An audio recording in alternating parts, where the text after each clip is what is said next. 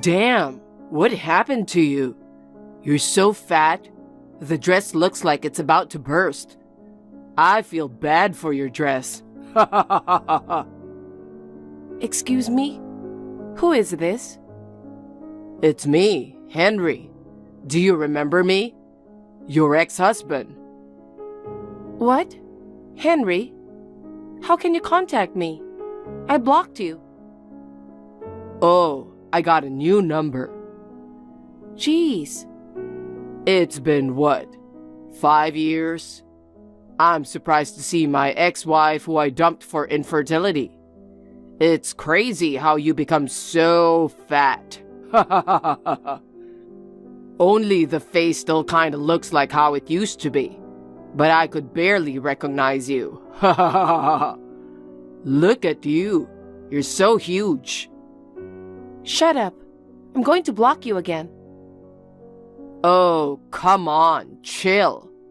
What the hell are you doing here? I don't think a fancy place like this suits you, considering how you look now. I'm here to attend a wedding. Oh, really? Actually, I'm here to attend my friend's wedding too. What? Are we in the same venue?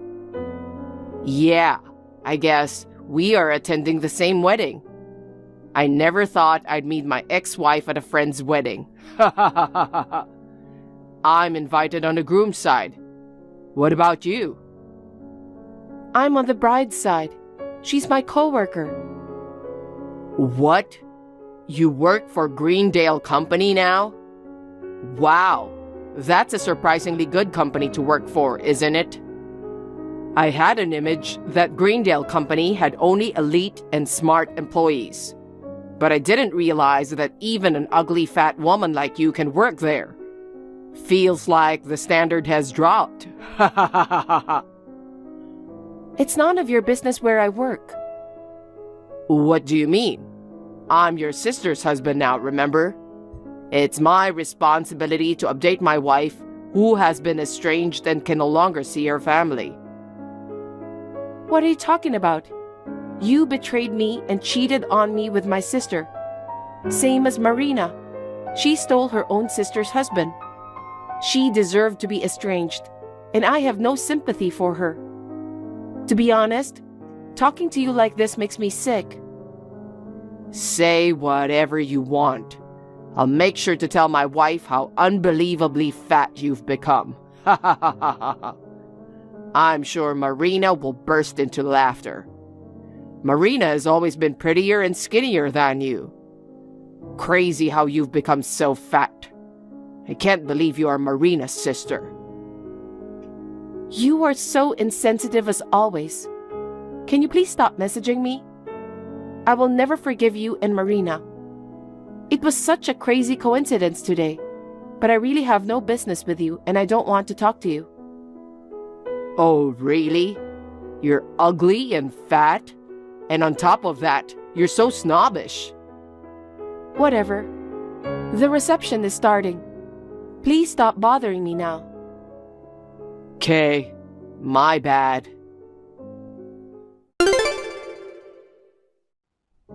Oh, by the way, I became a father. A long-awaited child that I would never have been able to have if I had stayed married to you. Moreover, it was a boy. My mom was so happy that our first child was a boy. She praised Marina for giving birth to a son, and she can't stop spoiling my son. My mom and Marina are in a really good relationship now. If only you could have had children, you wouldn't have been disliked by my mother, you know? If you can't have kids after 5 years of marriage, of course, she hates you. Well, it was hard back then because we couldn't afford the alimony and all that. But then, luck came a year after the divorce when my father received my grandfather's inheritance. Now, we're actually living a good life with more money than we need. So, what I'm trying to say is, my life is in easy mode now that I'm divorced. Compared to that, Look at you. You are fat as hell. Look at your dress. It's too tight. What's with that huge belly? What the hell did you eat to get such a huge belly? I couldn't stop laughing when I saw your belly from the side. Damn, it's so huge. I'm trying really hard not to laugh right now. For real, how can you go out in public looking like that? We can't do anything about your ugly face, but you should at least lose weight. Did you give up to take care of yourself after I dumped you? Seriously, it's really hard to hold my laugh. Hey, why are you not replying? I can see your phone on the table. Pick it up and check my messages. Or you can't say anything back because it's all true. See? This is what I'm talking about. You are so snobbish. Man, you're seriously an unattractive mess both inside and out. It was the right decision to divorce a woman who's evolving into such a damn fat monster. Seriously, Marina is completely different from you.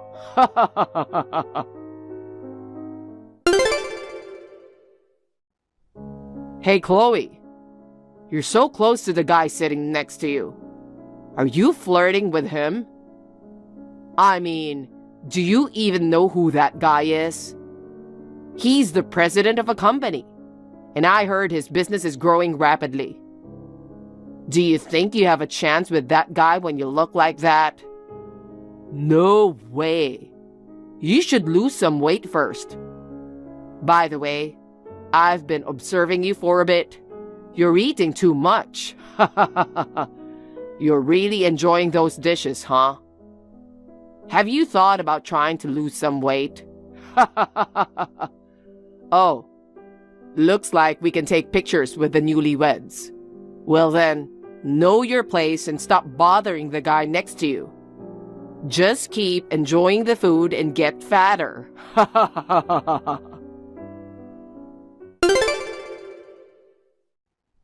Hey, tell me why you got so fat. I'm sure my wife would enjoy the backstory about it. Could it be that you binged and ate excessively due to the shock of my divorcing you? I see. So that's why you've gained so much weight. Well, it's a crazy story. I'll tell my wife and kids not to be like you. No man would like a fat woman, you know. I mean, fat people are a real pain in the ass. Aren't you aware that you're wasting space on Earth? Well, I guess you don't realize it. That's why you can keep on being fat. Seriously? Can you shut your mouth? Oh, you finally replied. You're such a lazy fatty. We are in the middle of reception. Why would I be on my phone? I saw your messages just now. What the hell are you talking about? Is all you can do fat shaming? Seriously? It is so low of you to talk like this to me on a happy occasion. Did you come to the wedding to observe people and make fun of them? You forgot what you came here for, didn't you? It's too funny to see what you became after the divorce. I mean, look at your belly. You got dumped by me and resorted to binge eating? That's why you became miserable, fatty, right? In this large belly, I carry my child. What? You have kids too, right? And you can't tell the difference between pregnancy and obesity? Oh, also, you are right that the guy next to me is the president of a company.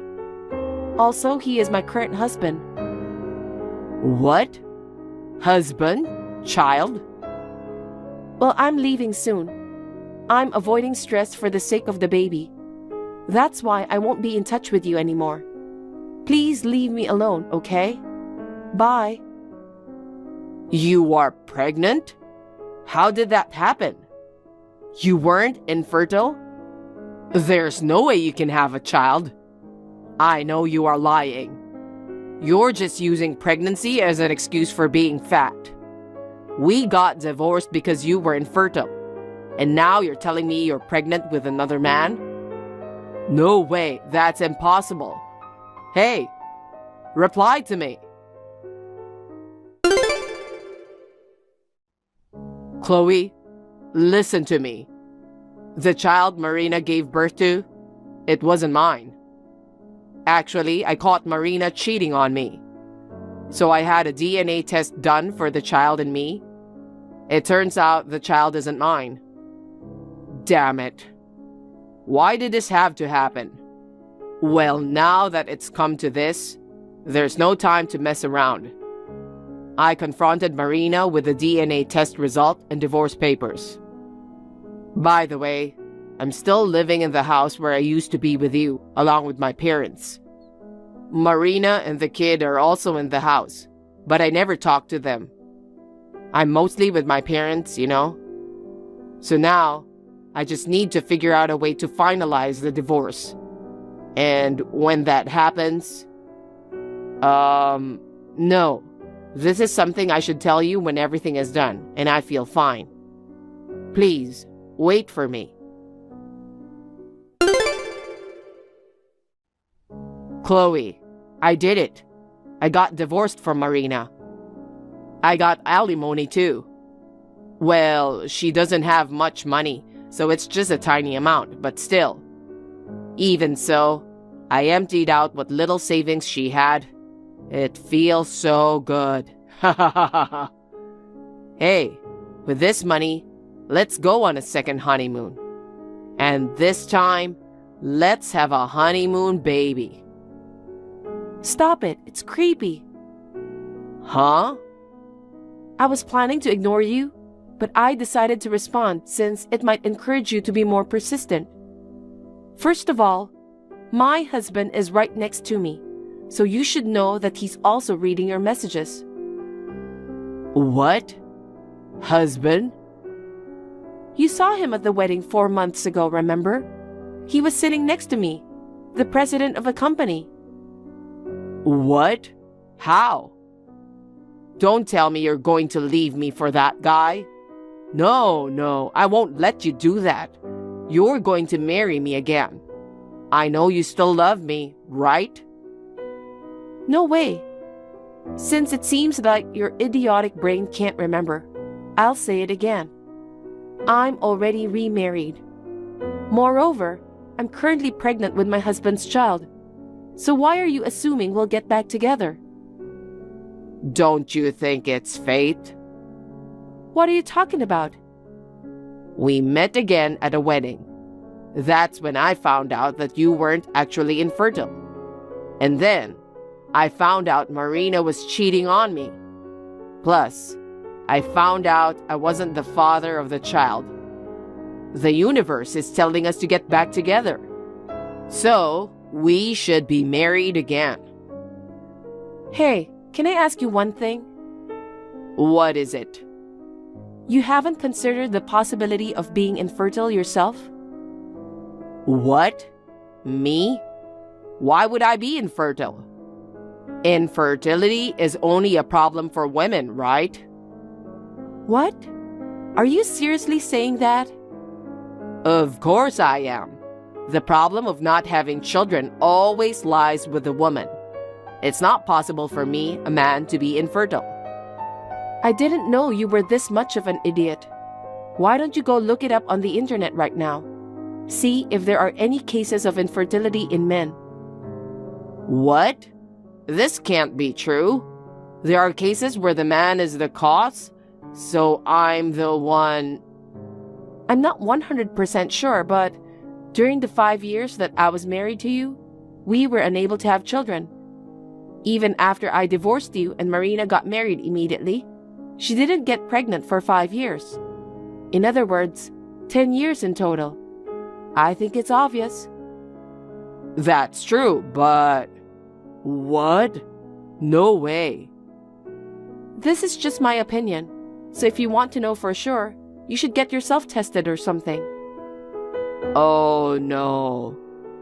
Anyway, I have absolutely no intention of starting over with you. What? Oh, I got it. You're mad that I called you fat, right? What? I'm sorry about that. I didn't know you had a body capable of bearing children. If I knew, I wouldn't have thought you were fat. I only said that because I didn't know. I didn't mean to make you angry. Yes, I got mad when you insulted my body, but I don't really care about that now. Your ignorance and insensitivity disgust me. I would never remarry a childish man like you. How about I will be a better man after we get married? You know, they say a man never forgets his boyhood heart, right? That kind of man is more attractive. I know you feel that way too. No way. You are so pathetic, do you know that? In the first place, I'm already remarried and pregnant with my current husband's child. I can't help but wonder how you got the idea that we could get back together. That's because I found out you were fertile. I want you to bear my child. Are you serious? Did you read what I said? I'm pregnant with my current husband. But after the baby is born, you can get a divorce and just give the kid's custody to the father. That's in the way. What did you say? It's a good idea, right?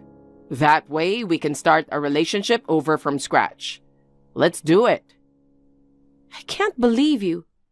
I don't think an insane person like you should have kids. Huh? Why not? The child you're carrying now is unwanted, right? I know you accidentally got pregnant while you are still in love with me. You got dumped by me and had no chance but to remarry that guy, right? You don't have to put up with that anymore. Let's get back together and be happy. Right, Chloe? Please, reply to me. Jesus. I'm serious. Come on. Let's start over. I can't believe I was married to a guy like you. It was a huge mistake in my life. I feel disgusted just texting with you. Don't contact me ever again. Bye.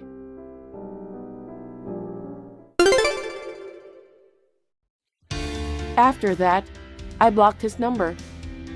Talking to my incredibly insensitive ex-husband just makes me feel sick, and I don't want it to affect the child in my belly. From then on, I decided to leave all dealings to my husband. I know my sister, who divorced my ex-husband, will contact me at some point. As expected, I received a message from my parents that my sister is asking for help in raising the child. It seems my sister thought she could rely on us financially because my husband is the president of a company. But my husband took a strong stand and turned my parents and my sister away. A few months later, I safely gave birth to a healthy baby boy.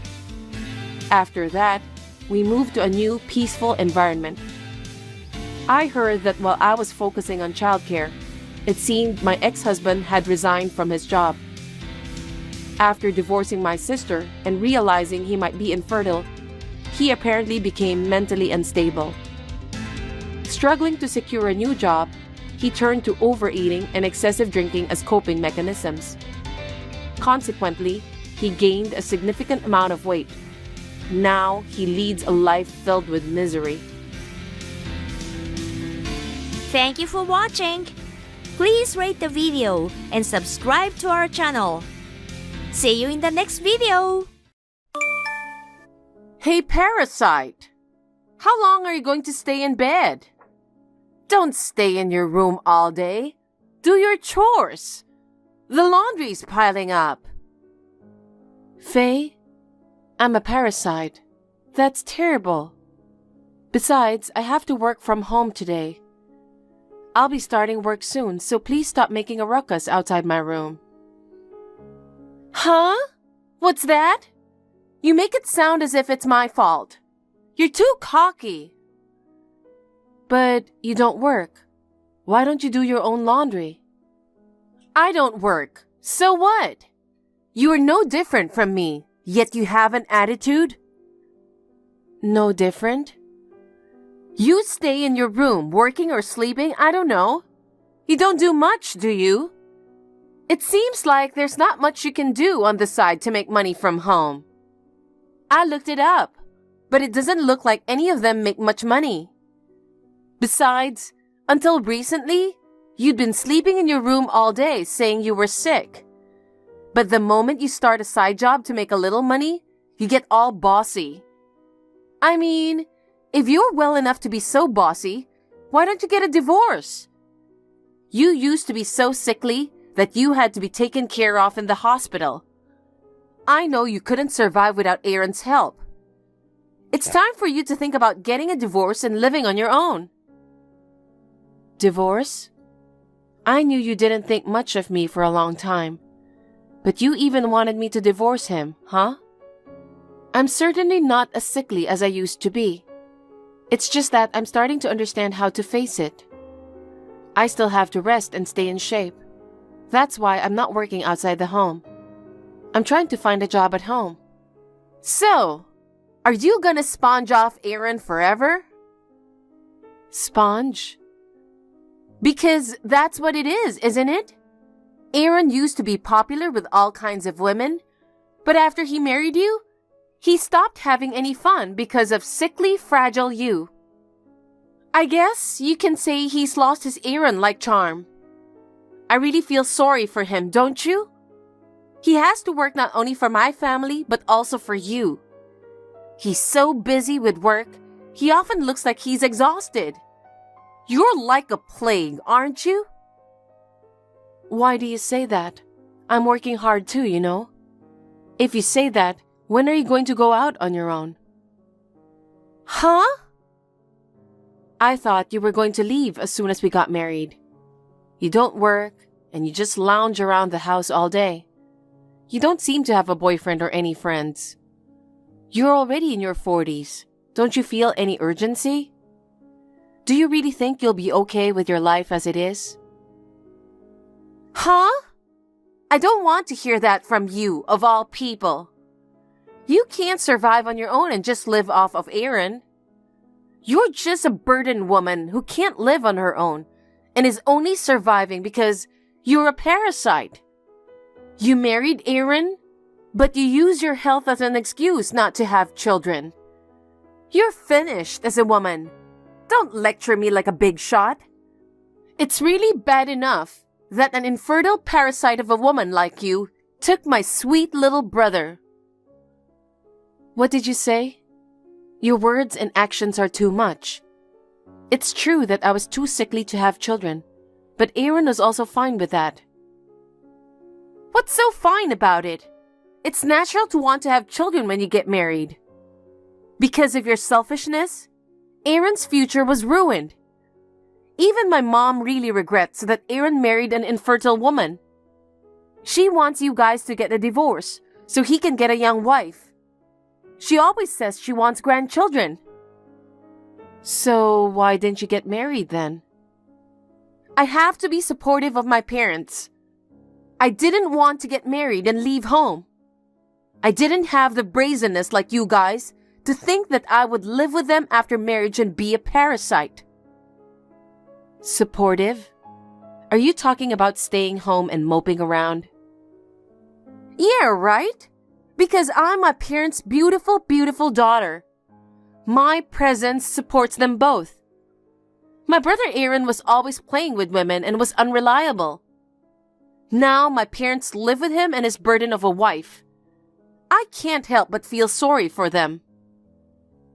Well, it's none of my business, but I don't think it's really healthy to live like that.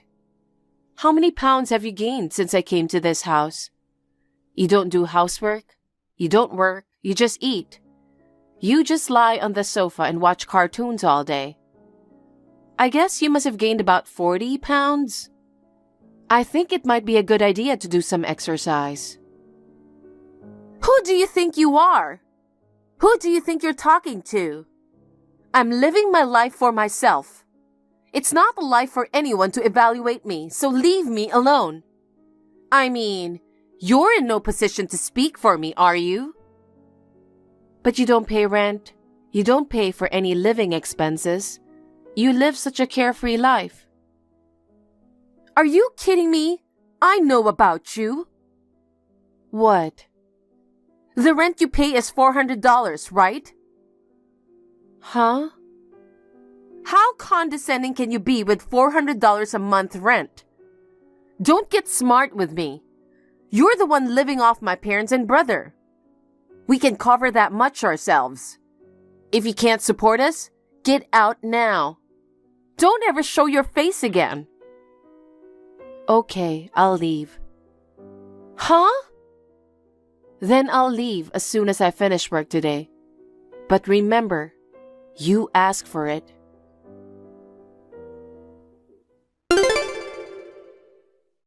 Hey, parasite. Give me back my Aaron. Now it's my mother-in-law. What do you mean, give me back my Aaron? Don't play dumb with me. You're the only one we kicked out. You even took Aaron with you. That's not what you promised. I didn't promise anything to you. Besides, I left by myself and I didn't call Aaron. Aaron left the house of his own will. There's no way he would do that. That boy is dedicated to his family. Of course he would choose his family over someone like you, who's sickly and useless. Besides, I'm trying to find him a new bride. I've even set up a meeting. Oh, you really meant that? If we don't do this, you'll ruin things. That's wonderful, isn't it? Don't be silly. Hurry up and let him go. Just bow out and send him home. If you don't, I'm going to sue you. Sue me? Sue me for what? For defamation against our family. And then, compensation for the crime of kidnapping Aaron. Oh, I see. Anyway, I'll talk to Aaron. If he wants to divorce me, I will. Do it right away.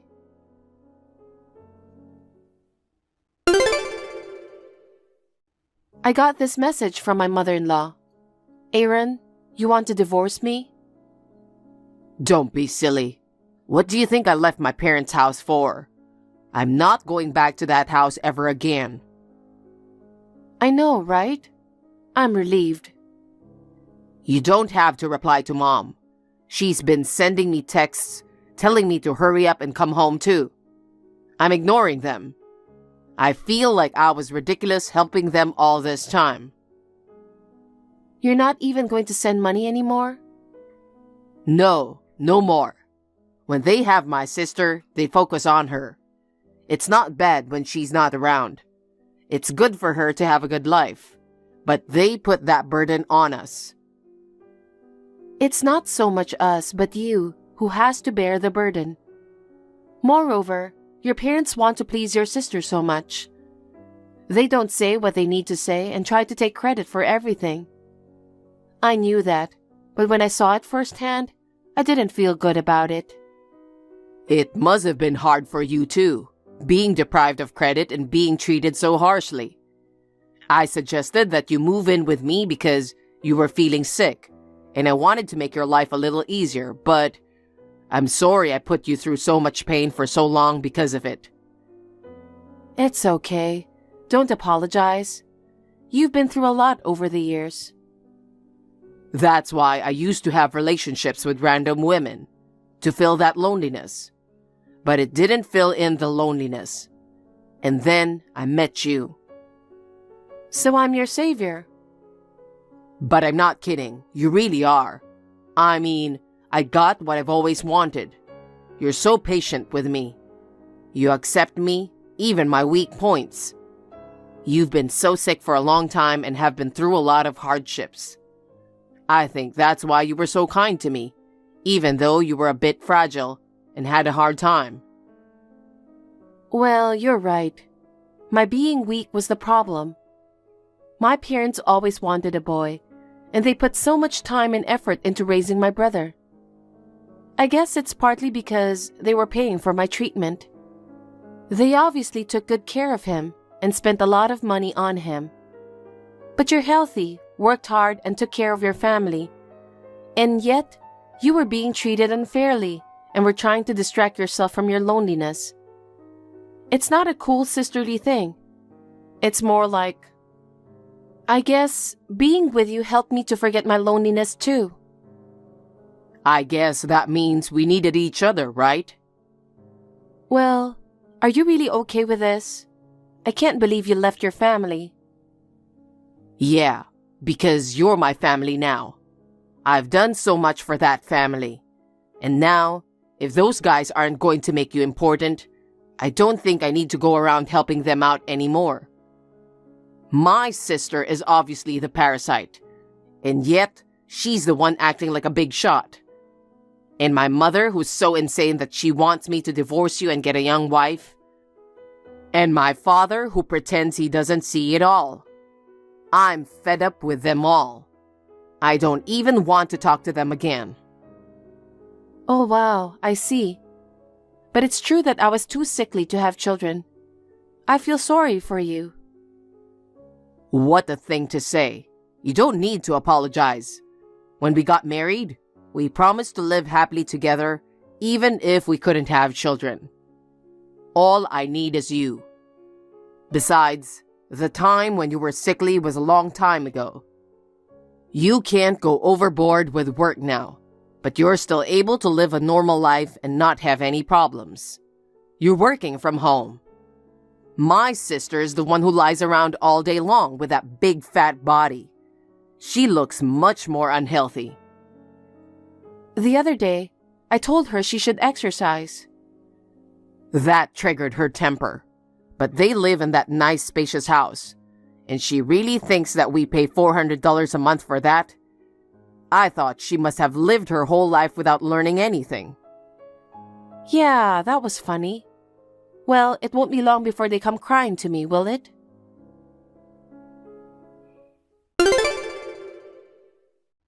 Dawn, get Aaron home as soon as possible. I don't care if you're with him, just come back. Oh, didn't you tell me not to show my face again? I said it, but it's an emergency. I don't care about that, just come back.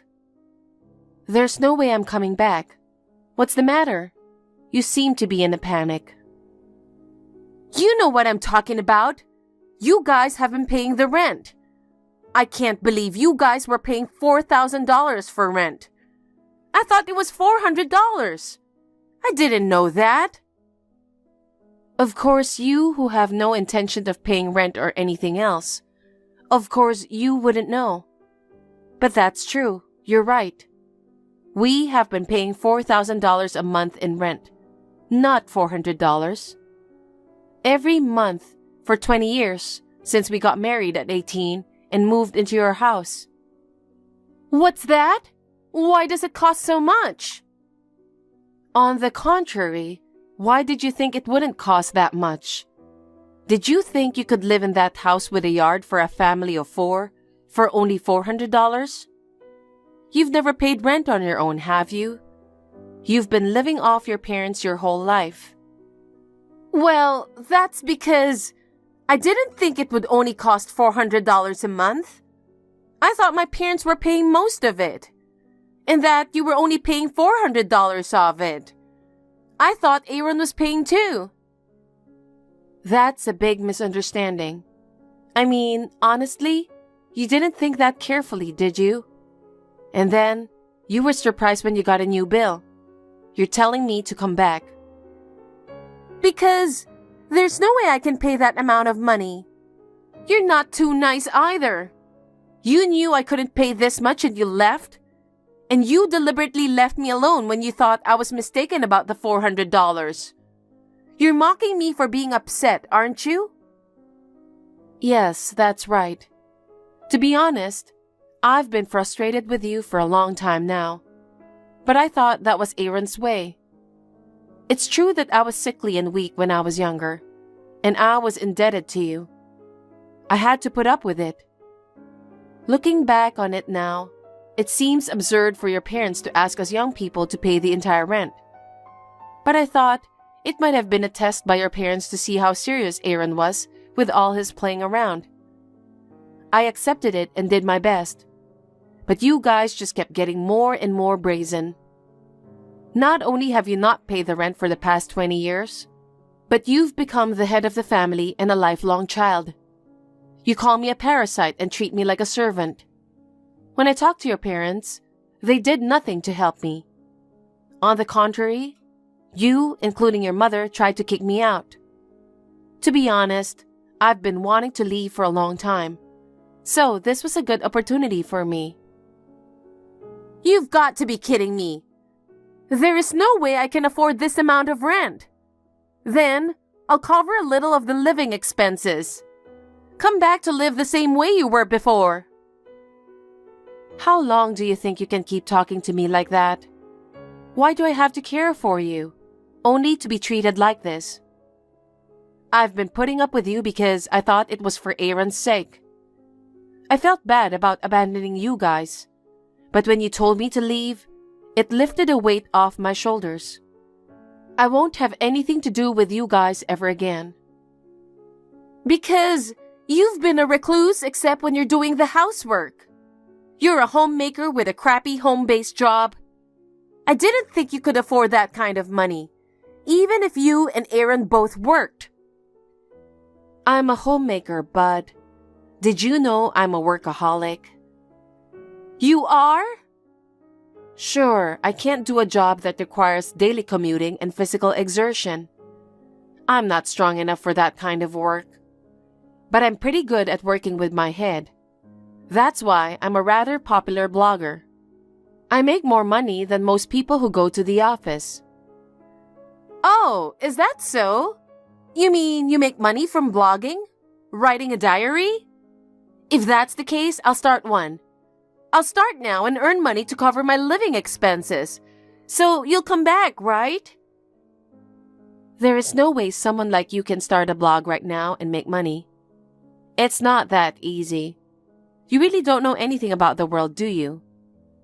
If you wanted to just write some random little story and make money from it, you'd have to be a famous celebrity. Are you doing something shady? That's a funny thing to say. Anyway, it's not your business, so I'm not going to explain it from zero. But you know what? While you were lounging around being a cartoon freak and lazily eating potato chips in your sleep, I was working my butt off to make money. You don't have to say it like that. Then what are we supposed to do? This month's rent is due the day after tomorrow. If we don't pay, we will be evicted. Why don't you work and earn money? You've been spoiled by us for so long. Isn't it about time you return the favor to your parents? You're in your 40s, and you just sit around living off your parents all day. Don't you think it's boring and pathetic? Because my parents are so kind and sweet, and even now, it's not like there's anything I can do. Even if I got a part-time job now, I wouldn't be able to make this month's rent. That's why I need you guys to pay it for me. That's naive. Your way of thinking is naive. If you can't pay, then get the whole family to bow down or do whatever and pay somehow.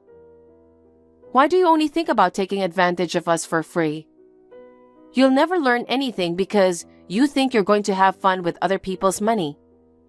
It's always been that way. You've managed to live on other people's money. You've done nothing, and now you're an incompetent person. Your lazy body says it all, doesn't it? I've been listening quietly now, and you've just been making fun of me. I'm telling you to come back and pay the rent. You're powerless, and you yell at me like that. You're just a loser, crying because you lost. Shut up! I'm suing you. My mother said she'll sue you for slander. Aaron didn't show up for the blind date our mom set up, and she got yelled at and was so embarrassed. Oh, come on. So what? What? It's my mother-in-law's fault for deciding on the blind date without his permission. We're not divorced, and we have no intention of getting divorced. Don't get cocky. You know what will happen if you go against me. Well, what's going to happen? Do you think you can just boss people around and make them do what you want at your age? That's the kind of life you're going to lead. If you don't have money, eat less and work more, pig.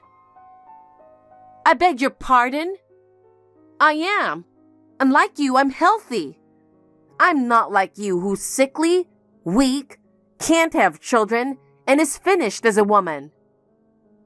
That's right. You're right. Well, unlike me, you can call yourself healthy, right? Then you can go out and earn money any way you want. If you can't live in that house, then you're not cut out for it. Move to a place that suits you and live a life that fits your size. Get out of this parasitic life and make life easier for your parents.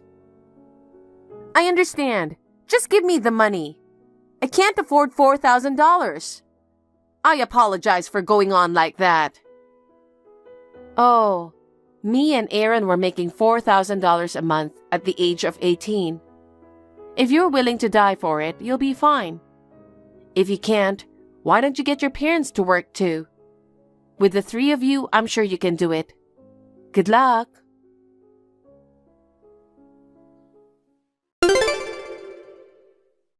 Immediately after that, my mother-in-law received the bill from the hotel restaurant where the blind date was supposed to have been held. My father-in-law, who knew nothing about the blind date, got angry, and my parents-in-law and sister-in-law got into a huge fight. As it was, there was no discussion, and the situation continued with everyone being stubborn and no one working. They could not pay the $4,000 rent and were forced to move out. The three of them moved into a shabby apartment, and my sister-in-law started to work part-time. She is over 40 years old and has no working experience. She didn't like the fact that she was being managed by a senior part-timer who was younger than her. So she snapped and left the company after a fight. After doing similar things in several places, she abandoned her parents and disappeared. Shortly after that, my father-in-law and mother-in-law divorced. My father-in-law is living a meager existence on his own pension, but where my mother-in-law went, I don't know. Anyway, I'm just glad I will never see any of them again. From now on, I want to take care of myself and live a peaceful life with my husband.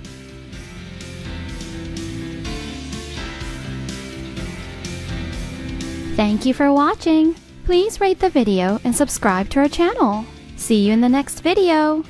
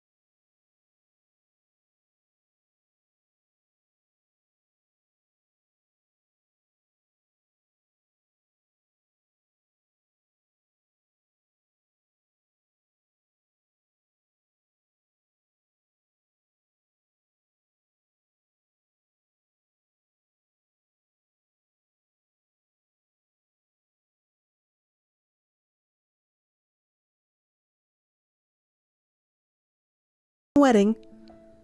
Let me ask you something. Answer my question first. Well, I have a question that's been bothering me for a while. Make it quick. What is it? I was wondering if it's possible. My wedding dress. Are you going to use it as is, Gina? Oh, no. I got rid of that stupid dress. Of course, I took it out with the trash. I will wear a nicer dress that is more appropriate for me. You hijacked the wedding, and you even trashed the dress. That's Gina for you. You've been talking nonsense for a while now. Did you want for me to steal your fiancé? No, of course not. That's a huge shock to me. Ha ha ha ha. I know, right before the wedding, your fiancé was taken away from you. How good it feels to take something that belongs to someone else. So, I have one favor to ask you. What's up with you? You're being rude asking me for a favor. Really, Gina? My fiancé was stolen right before my wedding. I'm miserable. Have some mercy on me. I guess it can't be helped. It is my duty as the noble one to show mercy to this pathetic little girl. Please, say whatever you like. At least to soothe this bitter heart, may I see your impersonations, Gina? What are you talking about all of a sudden? Are you all right in the head? I heard that you are good at impersonating comedians. I'm just trying to ease the shock of having my fiancé and wedding hijacked. You are really weird. And to think that you know about my impersonations, it's kind of scary. I guess my awesomeness is well known. Can you do me that favor? You took everything from me, so you'd do that for me, wouldn't you? I don't mind. Can I send it over the phone? If you use your phone's voice messaging service, you can send me a voice message. If you let me hear it, I'll gladly give you the wedding next month. Please let me hear it. Well, then, here we go. Yes. It still feels weird that you asked for it. What did you say? What kind of attitude is that after stealing someone's husband? You've got to be kidding me. What? What are you saying all of a sudden? And what husband? It's your fiancé, isn't it? He's already your husband? No, we haven't registered yet. I meant to say my fiancé. I'm just getting so worked up because you stole him. I wanted to try getting angry, but I made a mistake.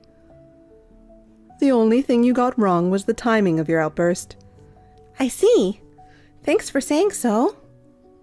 I didn't mean it as a compliment. Talking to you makes me feel like I'm going crazy. No wonder you got dumped with a brain like that. Please don't say that. I'm seriously depressed. Can I go to the wedding? I'm also interested in what your new dress looks like. Definitely not. I finally understand what you're thinking. You're trying to ruin my wedding, aren't you? No, I won't do that. I couldn't get closure just from your text, so I thought I'd get it when I saw the wedding. I thought if I saw it in person, I could get over it. You do have a point. So you will invite me? If you can make it overseas, come. Yes, I'll save up and dress to come. You're a bit scary, actually. Please don't come. I'm done talking with you. Have a nice day. I'm 38 years old. I was planning to get married abroad next month, just the two of us. As you can see, Gina has taken over. And yet, I feel like a girl I usually watch in daytime dramas. I was so excited that I forgot about myself. I was so excited that I got carried away. Gina's famous in this neighborhood for taking other people's husbands. She's a person who loves to take things, and she talks like a celebrity. I never expected to get a text from Gina, who's famous in the neighborhood. My ex is rich and the president of a company that Gina loves. Maybe it's no wonder she went after him. Huh? Oh, by the way, I was so excited that I forgot. How did she know how to contact me? I forgot to ask her. I guess he must have told her. I'm very depressed even though I'm acting like this. I was in love with him. Gina rubbed more salt into the wound.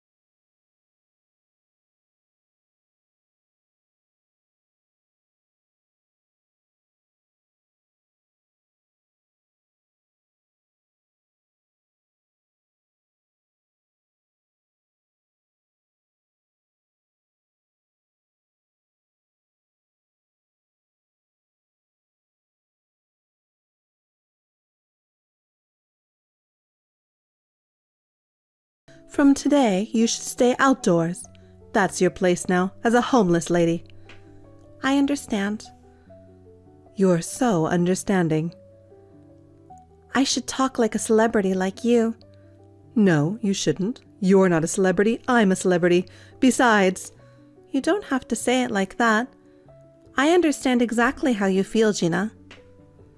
You really have no dignity, do you? How dare you call me a celebrity when you don't even know how to use language?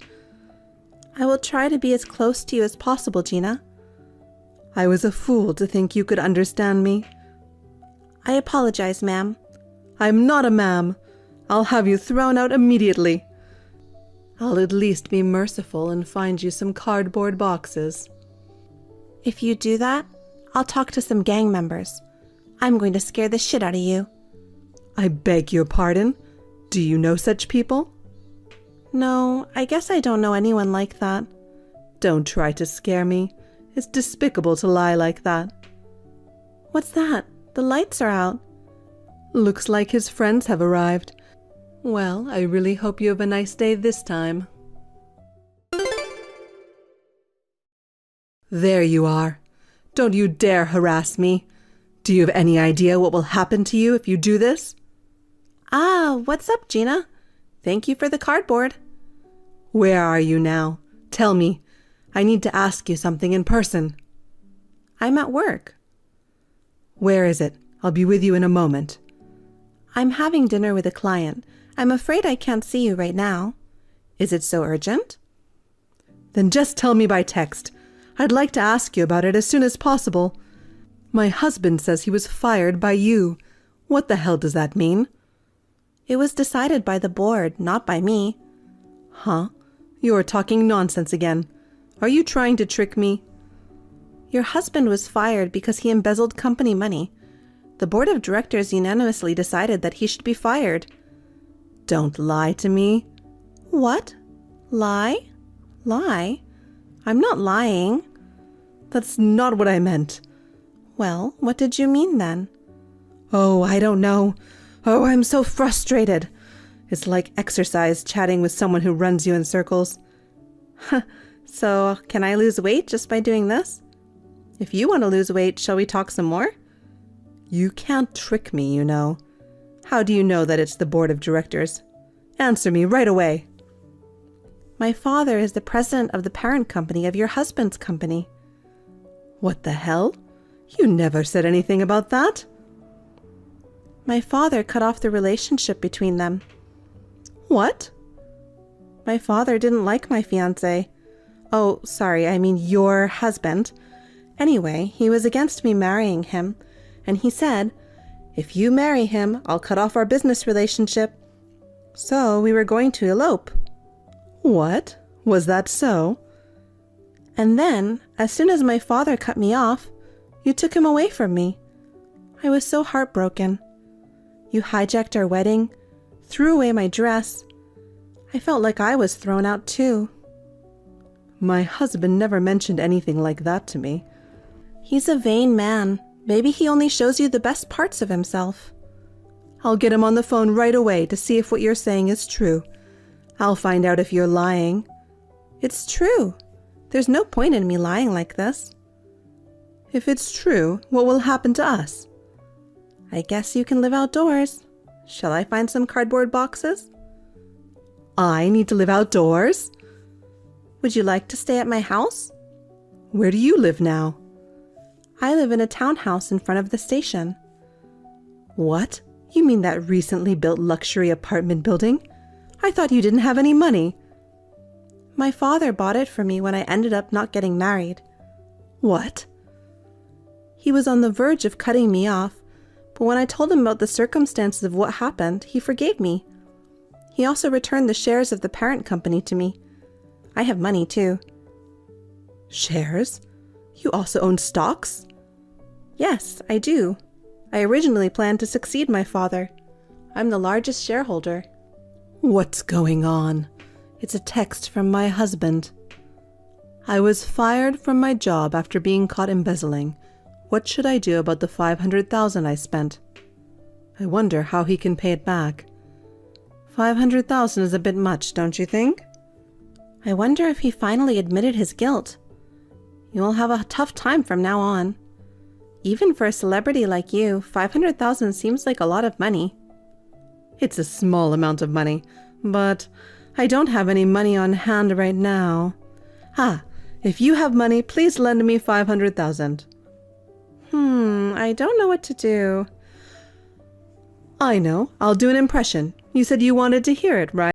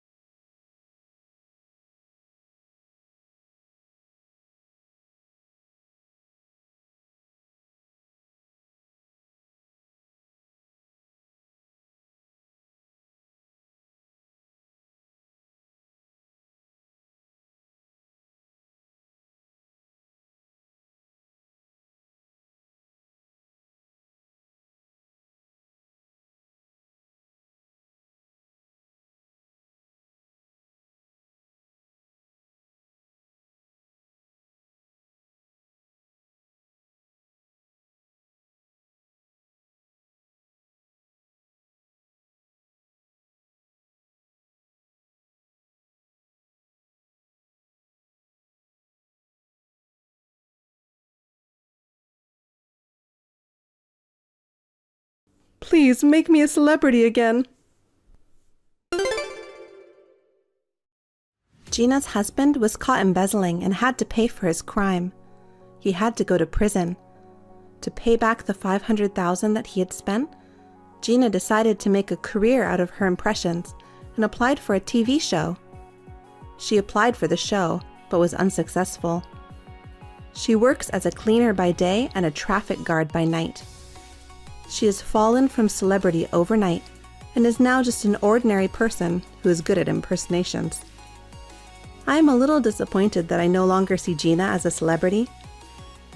The alimony to me is being paid by garnishment of her wages. I started working to take over my father's company. I'm usually an anxious person, but I can do my job well.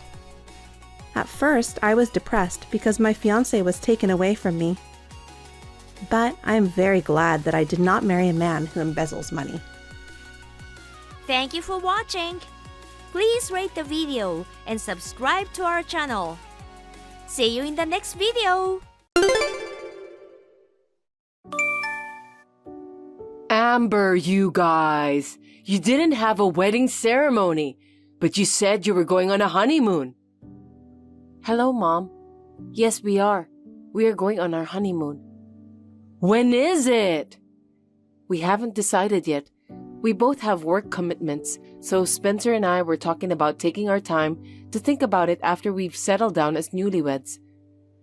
So you haven't decided on a specific date yet? I'll be in a bind if you don't decide soon. What? Why would you be in a bind? What's wrong? There are things to arrange when you take time off. I understand. Let me know when you decide on the date. Spencer, sorry to bother you at work. Can you talk now? I just finished work. What's up? I got a message from your mother asking me to decide on a date for the honeymoon as soon as possible. Why, Mom? I don't know, but what do you want to do? I see. I'll coordinate next month's vacation at work today, so let's talk about it when I get home. Okay, I'll decide when I can take off next month too, before I leave today. We both confirmed our vacation days, and after talking about it that night, we decided to take a week off the last week of next month. In the meantime, I called my mother-in-law. Sorry for the delay, Mom. We've decided on a date for our honeymoon. Well, finally! So, when is it? We decided to go the last week of next month. The last week of next month? Okay, I'll take a vacation then. Are you going to do something too? Depends on where we're going. Have you decided where you're going? What? Us? Not yet. We're thinking about it now. At any rate, now that we've decided on a date, I thought I'd hurry up to let you know. You seem to be in a hurry, so... Yes, I have my own plans, so it's natural for me to be impatient. You'll let me know where you're going as soon as you decide. I'll make my plans accordingly. By the way, I'd like to go somewhere cool. I'm not good at making reservations, so you do it, okay? And of course, you guys will pay for it. I can go on a trip for free. That's great. I'm looking forward to the trip. What did you say? I just want to make sure of one thing. What is it? A honeymoon is just going to be the two of us, right? Of course. Isn't that what a honeymoon is? On the contrary, who would you take? Oh, pets? But neither of us have pets, right? Right?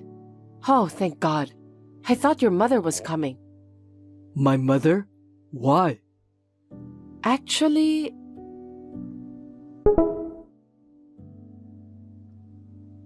This is suspicious. I have a bad feeling about this. I wonder if your mother is planning to come after all. I'd like to think that's impossible. Well, I'll check just to be sure. Please do. Mom, she's going to come with us on our trip. Seriously? Mom hasn't been on a trip like that since Dad died, so she's really looking forward to it. I guess it would be hard to take her with us, wouldn't it? Are you kidding me? It's our honeymoon. You said it would be just you and me. It's not like taking a pet. That's true, but We can take her separately on another trip after we come back from our honeymoon. Why does she have to come with us on our honeymoon? It's not like a regular trip, okay? that's right.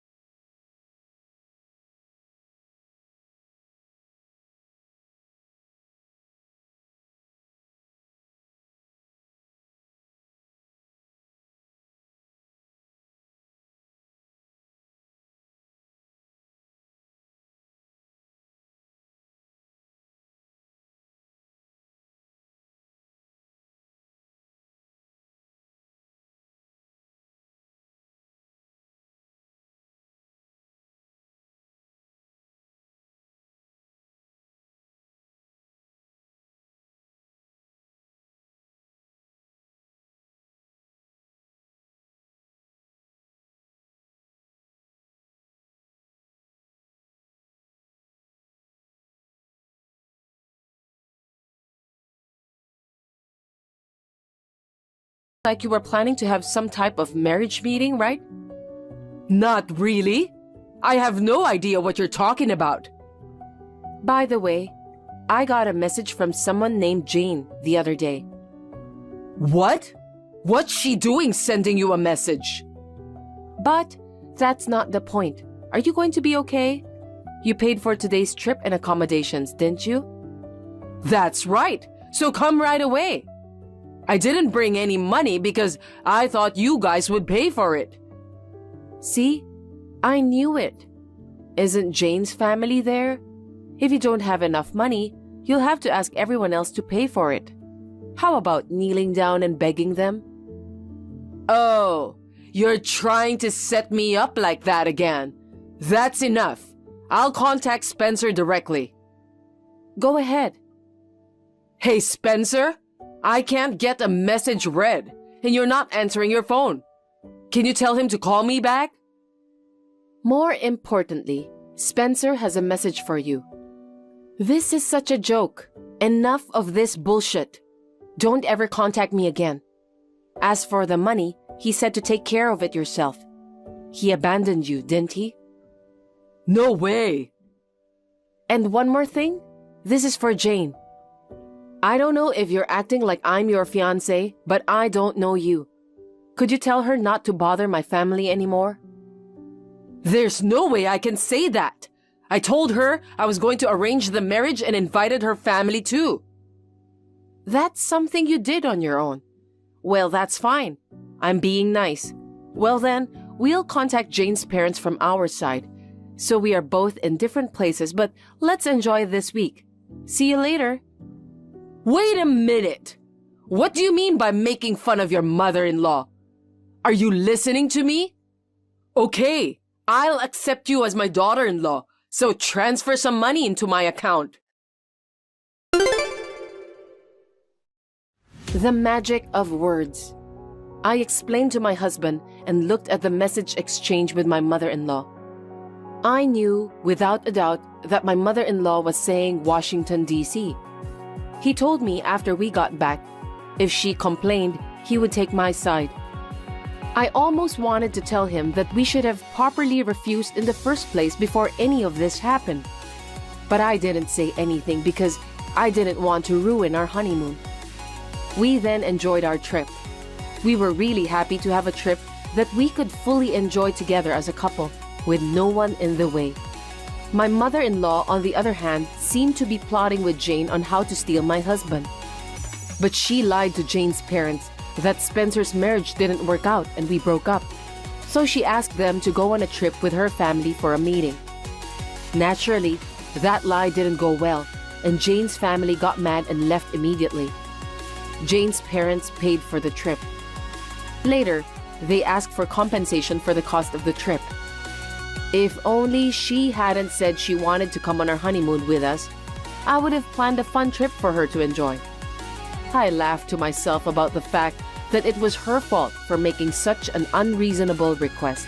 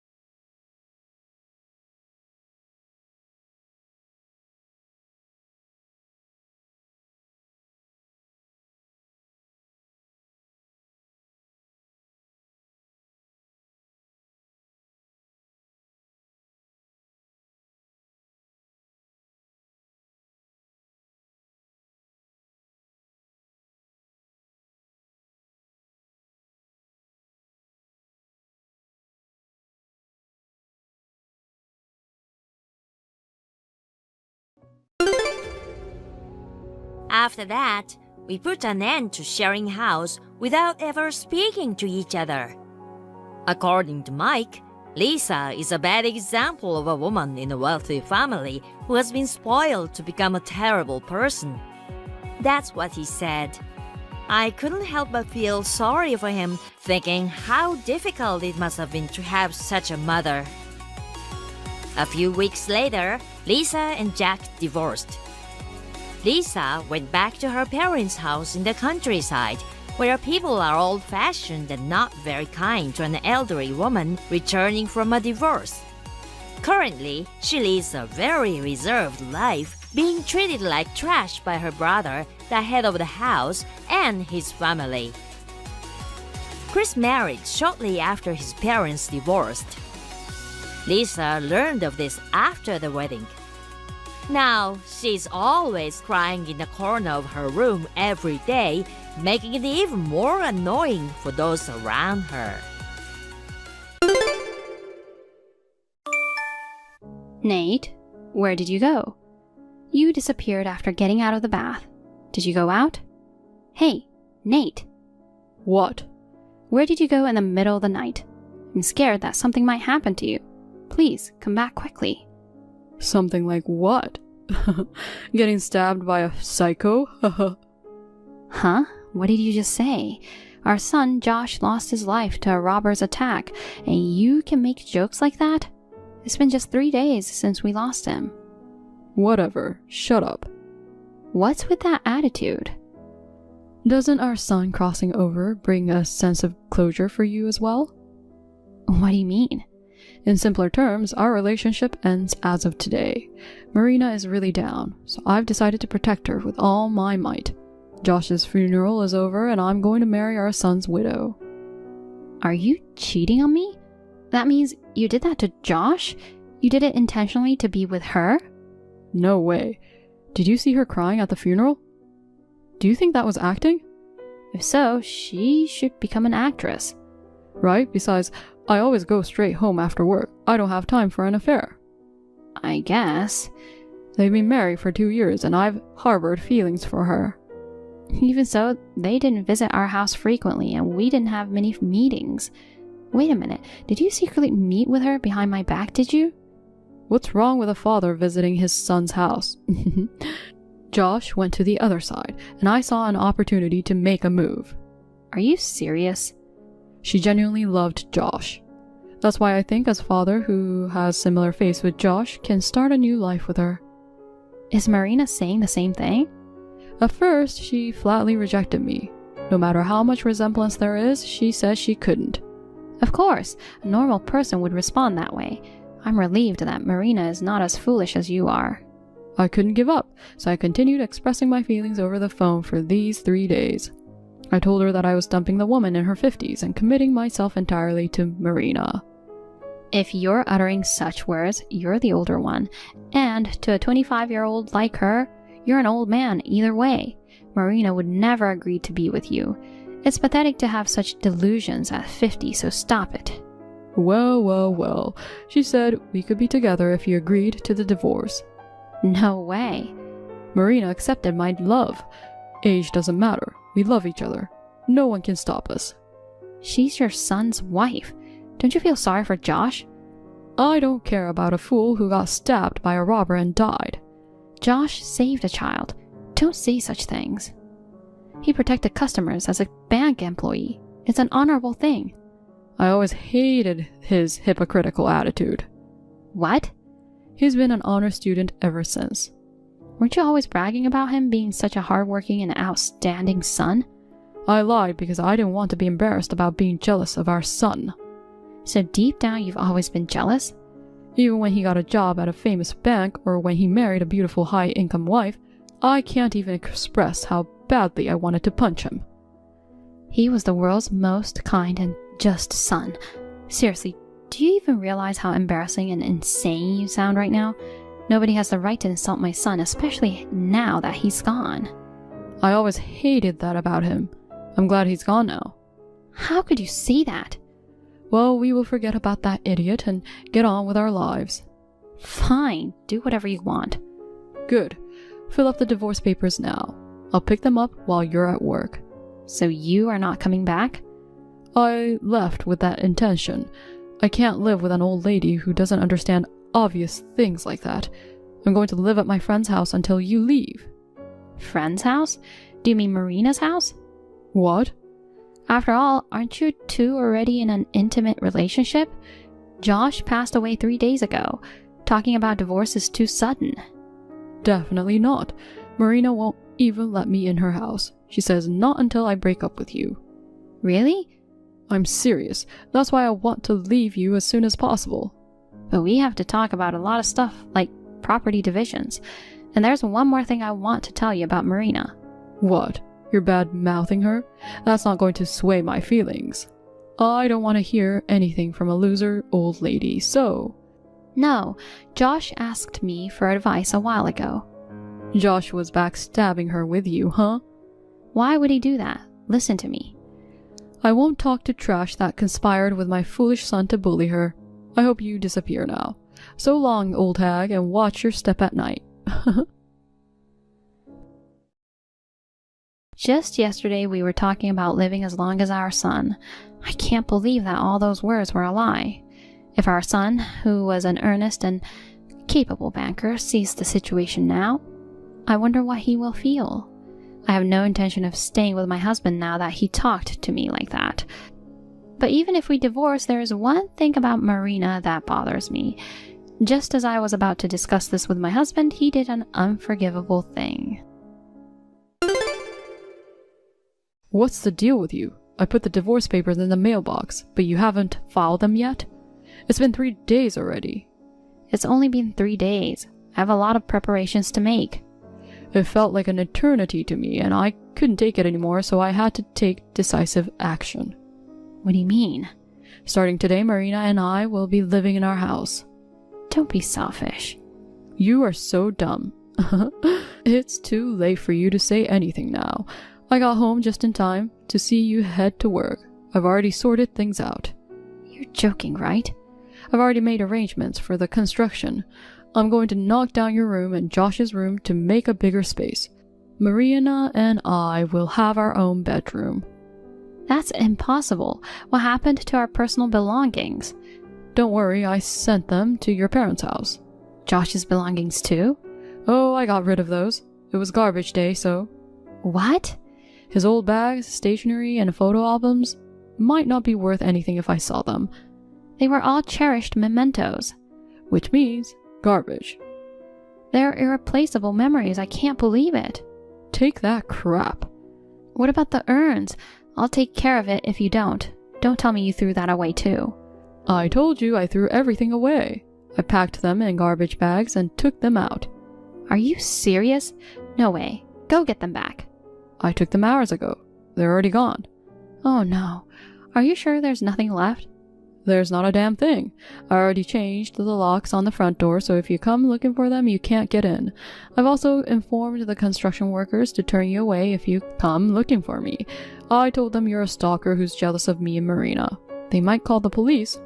You're a rotten person, no matter how far you go. If that's how you feel, go ahead and submit the divorce papers. I'll do it without being told. Now, I want to be a stranger as soon as possible, even if it's just for a moment. Great. My share of the property is the house to you. If you've already made arrangements for construction, I don't have a choice. Can we agree that I get the savings instead? Sure.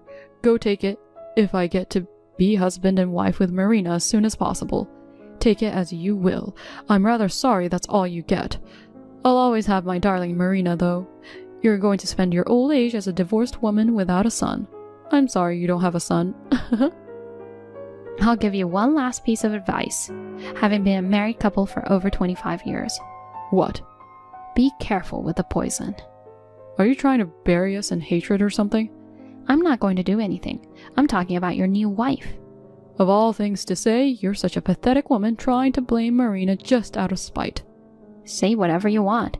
I tried to give you some advice, but I don't want to explain myself any further to someone who doesn't want to listen to me. I don't listen to advice from a loser. Get the hell out of here. Don't contact me again. Help! No, I won't. I haven't even told you why I'm here, so why the immediate response? I'm not so soft-hearted as to help someone who treated me so badly. Don't hold a grudge. You're the only one I can count on. We've been a married couple for over 25 years. Help me. I see. You're in a tight spot, huh? I listen to you if you have something interesting to say. It's not an interesting story. The truth is, once Marina and I got married, she turned into a control freak. She lost her husband like that. I'm sure she has anxiety. No, it's not like that. She checks in on me every 3 minutes to see what I'm doing. She sets meals and bedtimes. She even controls my bathroom schedule. What about work? She asked me to quit because she's the one earning, and she wants me to greet her with a smile every day. You've always complained about not wanting to work and how hard it is to work. Good for you. There's no way that's good. If I break my schedule even a little bit, I get slapped. Ouch, she's so strict. I can tolerate it if there's something good thing, but that woman has nothing but bad things, especially her cooking. It's disgusting. How dare you criticize your own wife's cooking? She can only make burnt bread or something messy like dog food. Maybe she thinks you're a dog. No way! The food is messing with my health. I keep going between diarrhea and constipation and I can't sleep. You are just overthinking. Seriously, the food is like poison. Why not just avoid eating it then? Then she will start slapping me if I don't eat it. Well, she doesn't seem like the type of person who would do that. Remember how you warned me about poison before we split? Surprisingly, you remember that. If you know anything about it, tell me now. Josh was telling me a similar story to yours. What do you mean? She just kept asking him to quit his job. He always doesn't feel good and the food tastes awful. She slaps him if he eats out, and he is thinking about getting a divorce. That's exactly what I'm going through. This is all new to me. Her behavior was different when I visited their place. Marina was probably acting at that time. Josh told me about it secretly. When I heard that, I got a PI to look into it. Apparently she's quite dependent and has some crazy mental issues. What on earth is going on? She wants to dedicate herself wholeheartedly to the person she's locked onto in exchange for having everything go her way. She wants to keep them in a cage. So, in a way, I'm in a cage? Absolutely. It's like your personal doghouse. Right when I was trying to rescue Josh from that kind of woman, tragically, he got stabbed and passed away. Why didn't you say anything to me? You should help me too. You ignored what I was saying. I misunderstood. I thought you were being mean to her. It would have helped if you were patient and sought a proper discussion. I'm blaming you for this. Can you quit blaming me for it? I can't stay here forever. Why don't you just run away? She works from home all the time. I don't have any chance to escape. She even made the bedroom bigger so she could see the whole room at a glance. It was to keep an eye on me. Even Marina has to go to the bathroom or take a bath, right? I tried several times, but it didn't work. Why not? She's watching me 24 hours a day with a GPS on her phone. Even if I leave the house, I'm always caught somewhere. Why don't you just leave your phone? I should run away completely alone? I can't stand being lonely like that. Are you stupid? You should at least put up with that. Do you have any idea the fear that she might catch me in a situation where I can't contact anyone? Then why don't you call the police and get help? I can't. The phone is probably tapped too. How do you know? She is good at that kind of thing. I've implied before that I'd call the cops because I really couldn't take it anymore. She slapped me back and forth 5 times and then she threatened me with what would happen if I reported her. If you can get online, there are other ways, like asking for help on social media or contacting the police website. I can't do anything except the messaging apps. My phone has restrictions. Why would a grown man like you have restrictions? Did you just give her your phone and let her set it up? She got us matching phones when we got married. She insisted on doing all the settings for me. Jesus, I'm sure she found it easy to control you. Don't make fun of me. All my contacts were erased except you, so I'm under siege. I'm sorry to hear that. You're the only one I can count on now. Help me out. You're the one with the evidence when you investigated her. Use that evidence for me and report her. I don't want to. Why not? We used to be together for 25 years. And your ex-husband is suffering like this. It's not enough. What? I hope you suffer even more for throwing away Josh's urn and taunting him. You're still mad at me about that? Of course. I'm not going to forgive you for the rest of my life. If you help me, I'll go to the garbage disposal and bring you the urn. Then you will forgive me? Are you stupid? Do you think I will forgive you like that? Why don't you burn as garbage just like Josh's belongings? Then I'll forgive you. Because there's nothing else you can do now. It's already burned. It's still here. What? After you said you threw them, I rushed to the landfill. The staff noticed it and it was kept safely. What the heck? Then why are you so mad at me? The urn was safe, but the rest was burned. My memories of Josh are now gone. And how can you have that kind of attitude? I will apologize and do whatever you ask if you help me. It's different if you will apologize to me just because I asked you to. How on earth can you help me then? You already investigated Marina. The only thing you have to do is report it to the police. There's nothing I could do, and you should realize that by now, you worthless piece of trash. What? Why do you think Marina kept my contact information on your phone? Did she overlook erasing it or something? No, she knows that I won't help you. What are you implying? After our divorce, I encountered her and had a conversation. Well, I have to talk to her about alimony, you know. You talked to her? Marina pledged to provide $10,000 in alimony and offered a sincere apology. So I've chosen to forgive her. When did this happen? I didn't know anything about it. At that point, I gave her some advice. What advice? My ex-husband is the type to wander around aimlessly. It's better to keep a close eye on him. No way. Oh, I probably told her about your phone addiction, suggesting it would be simpler to monitor you using GPS. You told her that? I also suggested to her about restriction settings on the phone. So it was all your plan? I didn't expect that she would tap on you, you know. It was her own psychotic decision. Other than that, I suggested everything. Feeling hopeless now? Oh my god. How could you do this to me? Are you happy that I'm suffering now? Of course. Since Josh passed away, I might be smiling for the first time.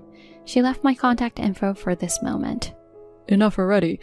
If I continue living like this, I won't last 6 months, and I'll end up in the afterlife. Josh wouldn't have wanted this, right?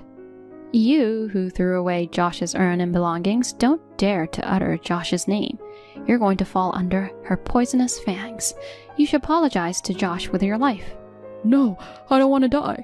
Oops, I was wrong. Josh is in heaven, while you're destined for hell. I guess you won't meet him in the afterlife. No! After that, it seems Nate endured a life of bondage for a while. He finally made up his mind, left his phone at home, and ran away. However, it appears a GPS was sewn into the collar of his clothes. He was captured by Marina. Only God knows what happened next. The other day, I heard that the girl our son saved has entered junior high school. She, her parents, and some bank executives expressed their gratitude for our son. Once again, I was genuinely relieved that I was able to retrieve the urn. Keeping our son's sense of justice in mind, I want to continue living my life in good spirits.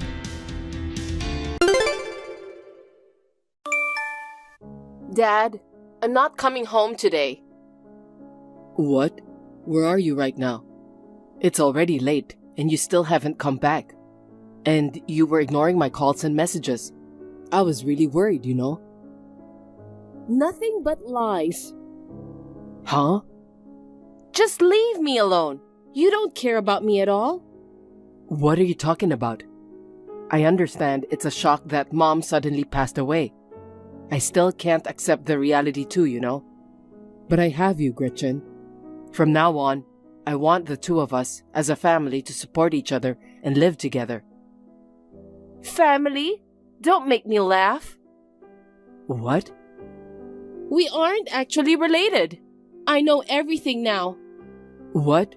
How did you know that? We're strangers. We are not connected by blood.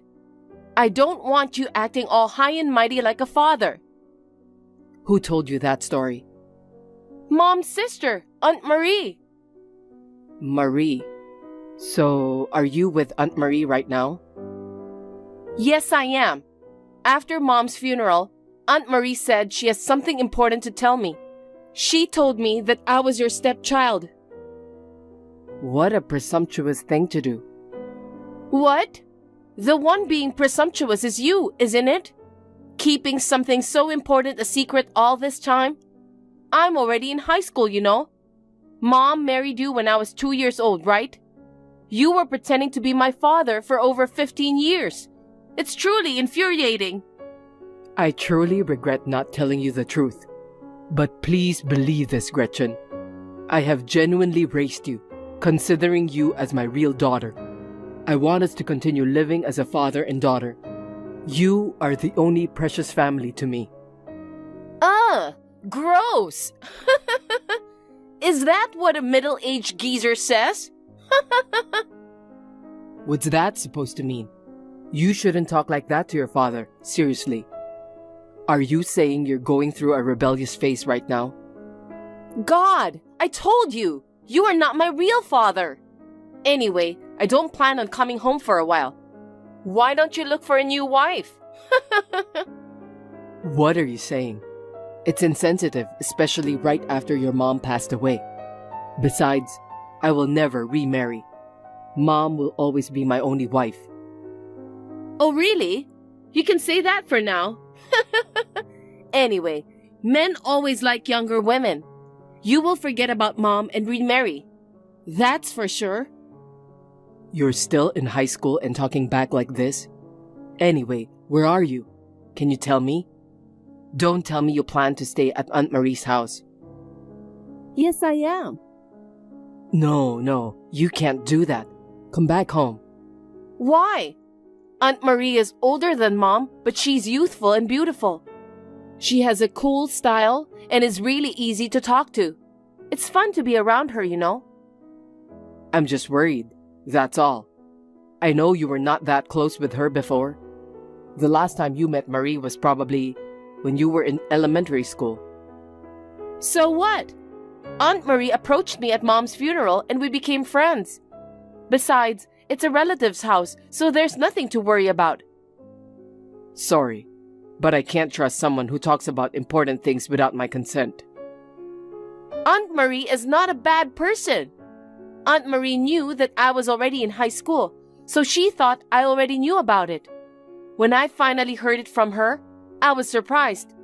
She thought I had known for a long time, so it's all your fault. All right, then I'll contact her. I'll ask her to send you back home. Huh? Don't do anything unnecessary.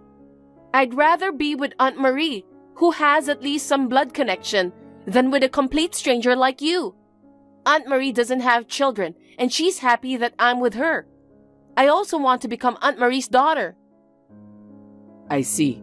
In that case, just for a little while, okay? If you stay too long, it might be a bother for your aunt too. How long I stay is something I'll decide. I'm not a child anymore, so I don't want you telling me what to do. Well then, thank you for everything until now. Hey, don't talk like you're really leaving the house. Make sure you come back, okay? You're so persistent. I will come to pick you up eventually. Don't come! Even if you come to pick me up, I won't come back. When my wife and I got married, my wife had a 2-year-old daughter named Gretchen. My wife's previous husband cheated on her while she was pregnant, and they divorced before Gretchen was born. After that, my wife met me and we got married. Gretchen quickly grew attached to me, calling me dad and sticking close. Probably because she hadn't yet grasped things fully, she likely believed I was her real father. I had always intended to tell Gretchen the truth eventually, but before I realized it, she had entered a difficult age, and it seemed challenging to find the right moment to talk calmly. Moreover, my wife fell ill and was hospitalized, and I became fully occupied caring for her. That's why I missed the right time to tell the truth. In the midst of this, my wife's condition suddenly worsened. She passed away suddenly, and Gretchen learned from Marie, my wife's sister, that I wasn't her biological father. I was upset, but, as Gretchen pointed out, I was at fault for keeping it a secret for so long. Gretchen, who seemed to have become close to Marie, suddenly left home and declared that she would stay at Marie's house. Honestly, I didn't get along well with Marie. Unlike my quiet and modest wife, Marie was flashy and loud. She also had a bad reputation among her relatives. Although she didn't disclose her job details, judging by her outfit and makeup, it's evident that she works in the nightlife industry.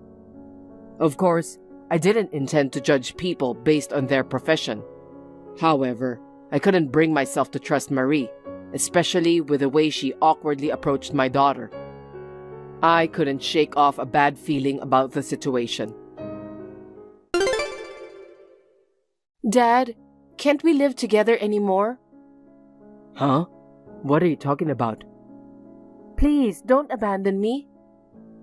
Huh? What are you talking about? Dad, you're not my real father, right? Yeah, I feel bad for keeping it a secret all this time. But I've never said anything about abandoning you, right? Besides, you're the one saying you won't come home, and I'm very worried. Because I'm not your real daughter. I'll just be in the way after Mom is gone, right? But can't I stay with you at least until I graduate from high school? I've been having trouble understanding what you are saying. What's going on? I heard it from Aunt Marie.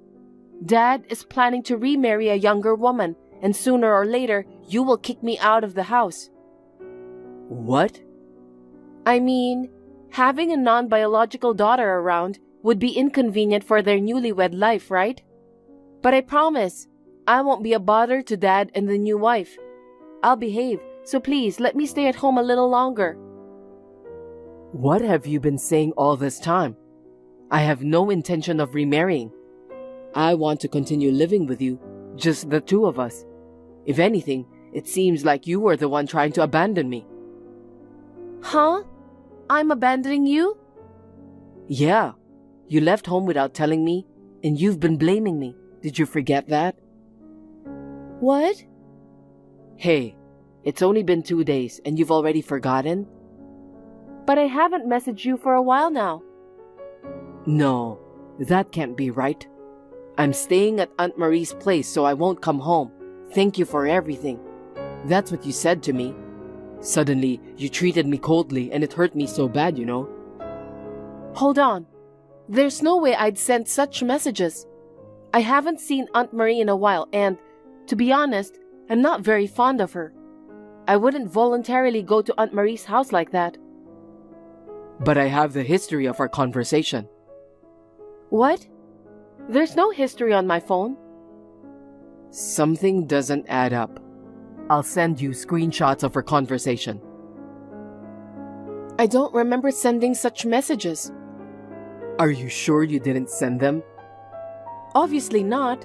I don't talk like that. I would never talk to Dad like this. I see. That's how it is. I understand now. What? The culprit can only be Marie. Marie pretended to be you and sent me those messages. That makes sense. Gretchen, delete the screenshots that I sent you right away. We don't want Marie to find them. Got it. I've deleted them now. Anyway, why did you go to Marie's house? Aunt Marie wanted me to come. She said she's single and has no children. In that situation, with her own sister passing away, she felt lonely and she wanted me to be her daughter. What? Of course, I refused, but Aunt Marie said returning to Dad's house would be pointless. Your dad is planning to remarry and abandon you. Aunt Marie will protect you. That's what she said to me. I see. When she said that, I became anxious, so I decided to go with Aunt Marie. But if I stay at Aunt Marie's house like this, I feel like I'll never be able to see you again. That's why I messaged you. Don't worry about it. Dad will come to pick you up. Are you alone right now? Aunt Marie is at home, but she's sleeping. She works at night, so she usually wakes up in the afternoon. Understood. Then I will head over there now. Make sure Marie doesn't find out, okay? Am I leaving without telling Aunt Marie? Ideally, I'd like to discuss and bring you back home. but it seems she's not someone I can reason with. Let's ensure your safety first. We'll contact Aunt Marie afterward. Got it. I'll get ready and wait. How dare you take away my Gretchen? I'll report the kidnapping to the police. Good morning, Marie. You're up quite early today, aren't you? Don't make fun of me. I woke up because I heard the sound of a car engine outside, and when I looked out the window, I saw your car driving away.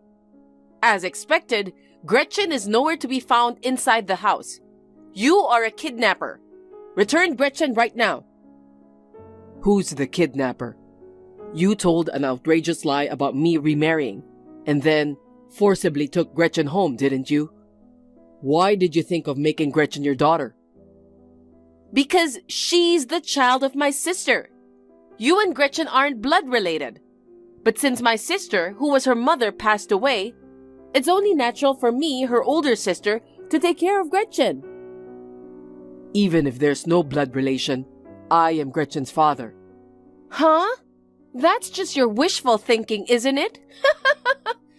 I am the real family for Gretchen. You're just an outsider, an old man. Respectfully, Marie, Gretchen and I have legal guardianship through adoption, so I have parental rights. Adoption? When did that happen? Right after I married my wife. But if Gretchen doesn't acknowledge you as her father, then the legal procedures are meaningless. I'll definitely report this. I feel bad about Gretchen that she is living with a stranger. It won't help. Gretchen expressed her desire to live with me willingly.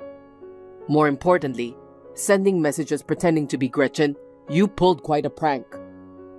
What are you talking about? Don't play dumb. Even if you deleted the history on Gretchen's phone, it remains on my phone. Ah, that thing. You got completely fooled, didn't you? The tone was quite audacious, and I did feel something was off, but I never thought someone was impersonating her. See? You really are disqualified as a father. You couldn't even see through the fact that it wasn't your daughter. You and Gretchen are just legally recognized as parent and child. But I am more suitable as her parent. Yeah, you totally followed me, and I regret all my actions. However, Marie, do you understand what you've done? Huh? You unlocked Gretchen's phone without permission and logged into her messaging app. That's a criminal act, you know. Jeez, I don't understand complicated things like crimes. Gretchen even entered her phone's password in front of me. So it's like she was telling me, please unlock my phone, you know? So that's how you did it. What kind of nerve do you have? Anyway, the fact remains that you and Gretchen are not biologically related. You can't change that. Perhaps you hid it because you didn't want to be disliked by Gretchen. But I exposed it. You're welcome. I won't forgive you. What? You told everything to Gretchen without my permission, even though I am her legal guardian. Gretchen was crying, saying she wanted me to tell her. That's your fault, not mine. You didn't tell her the truth even when she became a high school student. And perhaps you intended to keep it a secret for life? You were afraid that she would distance herself from you after learning the truth. You really are a coward. I did plan to talk about it properly, but my wife fell seriously ill, and I missed the right moment to do so. Oh, really? That just sounds like an excuse to me. By the way, are you really not planning to remarry? What? Aren't you secretly happy about my sister's death? What? Look, unlike me, my sister lacks charm and, to be frank, isn't attractive. She's such a dull woman that you wouldn't think we're sisters. When she married you, I just couldn't believe it. I understand that you regretted marrying her. But now that my sister's gone, you can find a better woman, right? You were bawling at the funeral, But that was just an act, right?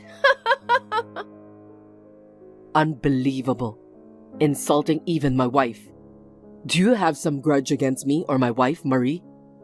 You're forcibly trying to take away our daughter too. What is your real motive? I'm just saying I will take care of Gretchen. Without Gretchen, you can enjoy your single life freely. I can live with Gretchen as if she were my own. It's mutually beneficial, isn't it? This is something I heard from my wife before. Marie, I heard you have a divorce in your history. Why are you bringing this up all of a sudden? Just confirming the facts. Yes, that's right. I'm divorced. But what's the big deal? Even my sister's divorced. So having a divorce history is no big deal. The cause of the divorce was your infidelity. What? Moreover, the person you cheated with was also married, and they demanded a hefty amount of compensation, right? Oh my God, she told you that? I can't believe she revealed unnecessary details. You are not denying it? I guess it's true, huh? You were so annoying. Well, what can you do? If there's a better man than my husband, of course I'd want him. It just so happened that the man I liked was married. I apologized and promised compensation. There's no need to bring it up now. So, have you finished paying the compensation? To your ex-husband and the wife of the person you cheated with? Have you paid the full compensation? Paying it all at once is obviously impossible. I've heard that even the installment payments are lagging. Well, if it's too much even in installments, it's just impossible to pay for everything by myself. If you restrain your spending, you might manage in installments though. Even at the funeral of my wife, you attended wearing flashy accessories not suitable for a funeral. If you stop such unnecessary spending, wouldn't that be a solution? Shut your mouth! That's why I need Gretchen. You tried to make Gretchen earn money for you? Yes! Once she graduates high school, I plan to make her work at a nightclub, like me, so that she can help me financially. What a horrible aunt. Using your niece to cover for your infidelity is just... Never come near my daughter again. But Gretchen can earn her own money, isn't that good? I'll take good care of Gretchen, so please, let me have her. You don't truly care about Gretchen. Gretchen is studying hard to go to college, and yet you're trying to make her work at a nightclub? Oh, fine. I get it. I'll give up on Gretchen. It's frustrating, but I'll give her to you, even though you're not blood related. Giving her to me? Gretchen was never yours to give. Instead, how about you give me more of my sister's inheritance? Inheritance? Yes. I'm her real sister, so I have a right to her inheritance, don't I? My sister saved that money for Gretchen's future with her hard-earned savings. If you won't give Gretchen, hand over my sister's savings to me. That's impossible. What do you mean? Since I am the spouse of the wife and Gretchen is a child, you have no inheritance rights. What are you saying? Fine. Then you, who inherited, lend me some money. I don't have money to lend you. You're lying. You worked for a big company. You must have received a hefty salary. I quit my job at the company just recently. What? Since I married my wife, we had planned to open a cafe together someday. Unfortunately, my wife passed away, but to fulfill our dream, I decided to open the cafe alone.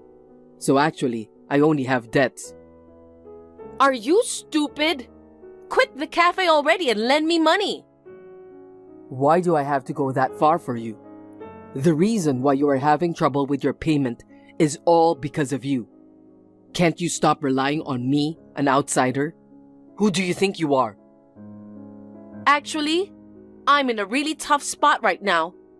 I'm currently dating a guy, But he's married, and his wife found out about the affair, and now she's demanding compensation from me again. The compensation from the previous affair hasn't been fully paid off yet. What should I do? You never learn, do you? Despite getting burned last time, you haven't learned anything. It can't be helped. It's just that the person I fell for happened to be married. While that reasoning might justify the affair, the world doesn't work that way. No matter how much you plead, I don't have money to lend. Please, figure it out on your own. Come on! Do something about it! Just lend me a little, please? No way. Don't be stingy. I'm your sister-in-law, right? We're family. Why won't you help me? Being called family only in times like these. My wife has passed away, and you are no longer someone close to me. Well then, I wish you the best of luck. Wait! Don't abandon me! I apologize for bringing Gretchen home. I'll even kneel if I have to. I've been disowned by all my relatives, and you're the only one I can rely on now. Please, help me! After that, Marie never stopped contacting me and Gretchen, so we decided to block her. Furthermore, because we moved from the apartment we lived in before, Marie can no longer contact us ever again. According to rumors, Marie is being pursued for compensation payments to her ex-husband, the wife of her former affair partner, and even her current boyfriend's wife. It seems she has started working part-time during the day in addition to her night job. Working tirelessly every day, Marie, who has completely worn down, is said to now look 10 years older than her actual age. Gretchen has successfully graduated from high school and has been accepted into her dream university. She goes to school happily every day. Eventually, Gretchen will also leave home, but until then, as a father, I want to watch over and support my daughter.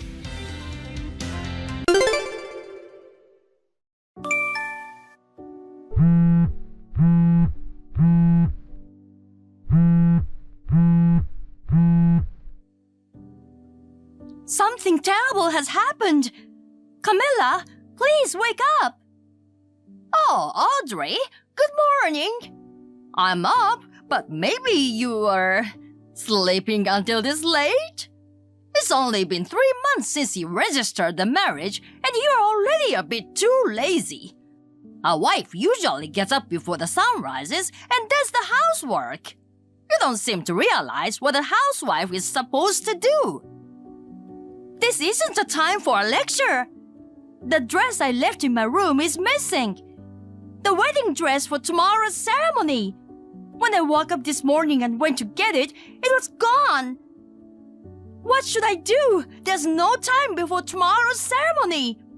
I wonder where it went. No, there's no way the dress went away by itself. Sorry, I'm a little flustered. Then, it could be a thief? Oh, you just realized that now. If you'd gotten up earlier, you would have noticed it sooner. I took that dress and burned it this morning. Huh? What? Oh my God, what happened? Huh? What? Is all you can say? If you didn't hear me, I'll say it one more time. I burned your dress. So tomorrow's wedding is off. What? What do you mean you burned it? The wedding is tomorrow. And I don't understand what you mean by burning my wedding dress. Why did you do that? I told you the wedding is cancelled. I wanted to ruin the wedding and your image. Huh? I was against the marriage in the first place. I didn't want my child to get married to a dimwit who didn't even get a proper education. And then you went ahead and registered the marriage without telling me, and I was just so disgusted. I don't believe this.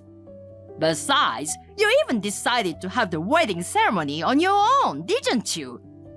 I gave my tacit consent to marry an uneducated person, and now you're getting all bent out of shape. That's why I burned the dress, just to show you how far you've gone. Undereducated people should stay away from my child. No, I don't understand. Why would that mean burning the dress the day before the ceremony? I can't even remake it now. There's nothing I can do about it. Of course not. That was the point. You made that dress, didn't you? If it was a rental, I'd have to pay for it. But because it was your handmade dress, I don't have to. And if you lose the dress the day before, you won't have time to make a new one. Of course, the wedding will be cancelled. You, who are in charge of the dress, will be held responsible and lose face. I was thinking, if all goes well, you might even be slapped with divorce papers and thrown out. Excuse me, but you are very stupid. Has your brain degenerated because of your hate for me? Well, you are a foul-mouthed bitch. Such an uneducated, outspoken woman doesn't belong in our house. Why did my Alan marry such a woman? I don't understand, even though he's my son. You can be bad-mouthed too. Your mysterious thoughts and actions are making my head spin. Do you know how long it took me to make that dress? 1.5 years. I designed it, I sewed it myself. I put my heart and soul into it, using all the skills I have. And you burnt it in just one night for some trivial reason. My 1.5 years wasted in one night. Oh my God, I'm the one who's having a hard time understanding. What's the point? I don't know if you're a designer or a seamstress, but I don't like your working. You're a married woman, but instead of being a full-time housewife, you're just making a pittance. It's disgusting. You make it look as if Alan is worthless. My job has nothing to do with it right now.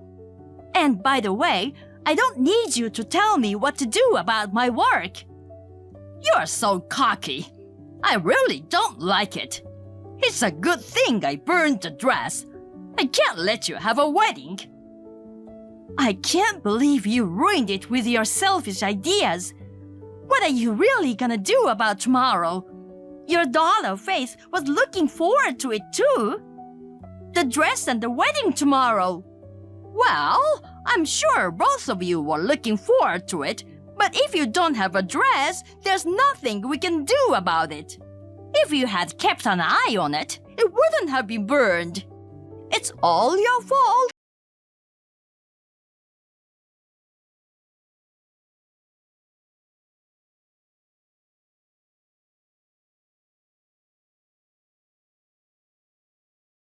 Leave no stone unturned to get rid of people I don't like. To avoid being treated even worse in the future, a middle school educated idiot should step down gracefully. I don't know what the hell you mean. Oh, the poor dress. I feel sorry for Faith. A once-in-a-lifetime wedding. What should I tell Faith? I'll just have to be honest and tell her that her mother burned it. Faith is gonna be shocked. Huh? Why do you feel sorry for Faith? Huh? Huh? What? Sure, Faith was looking forward to the wedding tomorrow, but it's not like she's feeling sorry for herself, right? There's no reason for her to be shocked, right? What are you saying? It's pathetic, isn't it? Her own mother burning her dress. Huh? What are you talking about? I burned your dress, didn't I? Huh? What? Oh, it's true, I made the dress. No, that's not what I meant. It's the dress you're gonna wear at your own wedding. What? No, that was not my dress. What? What? What are you saying? That dress was Faith's dress. Huh? Why? It was a wedding dress from your house, so of course it was the one you're gonna wear tomorrow. I'm not wearing a wedding dress tomorrow. It's bad manners. Huh? What are you talking about? You are the bride. You're supposed to wear it. Tomorrow is your wedding, right? Huh? My and Alan's wedding is the month after next. What? Wasn't Faith's wedding the month after next? No, it's not. Tomorrow is Faith's wedding. Don't tell me you mistook them. Tomorrow is Faith's wedding and the dress was Faith's. Huh? You're kidding. That dress was Faith's? It wasn't yours? Huh? Didn't you do it knowingly? I thought it was because you didn't like her marriage. I thought you were thinking that you could kill two birds with one stone by getting rid of me. That can't be true. All I wanted to call off was your marriage. It can't be about Faith's marriage. What? Weren't you talking about Faith's husband when you said something about low education? Well, it's true he's a high school graduate, but he has a cooking license and works at a hotel restaurant, so he's a respectable guy. Of course, you are the one who is undereducated. Don't you realize that you are a middle school graduate? Are you so stupid that you don't even know your own educational background? What? Are you talking about me when you say a middle school graduate? I am not a middle school graduate. I have a college degree, in case you're wondering. Huh? That's a lie.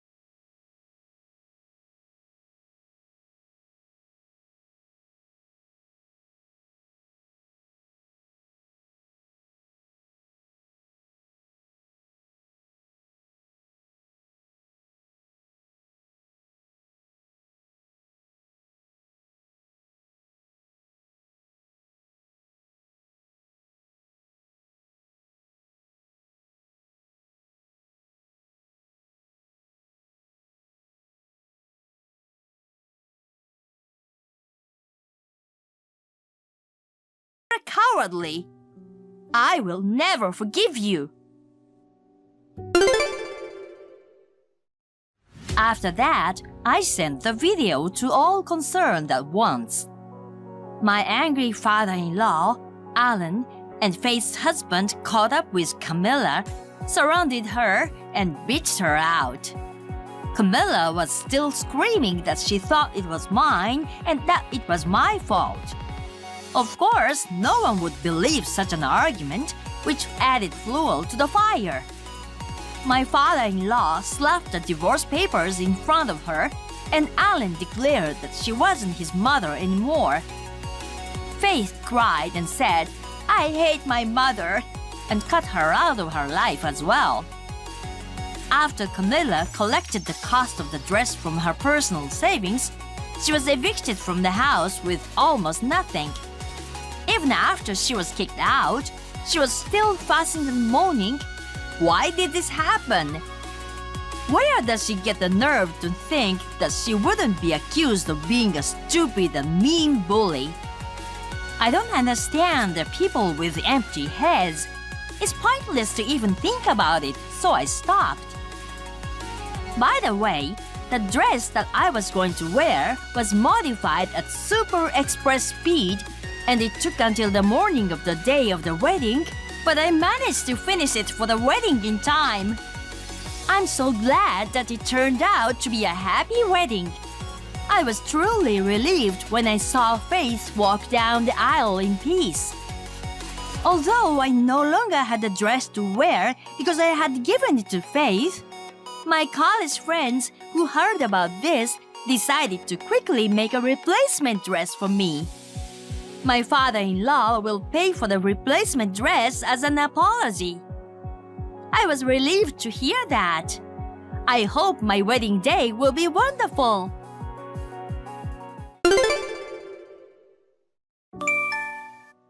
Hey Carmen, you dog.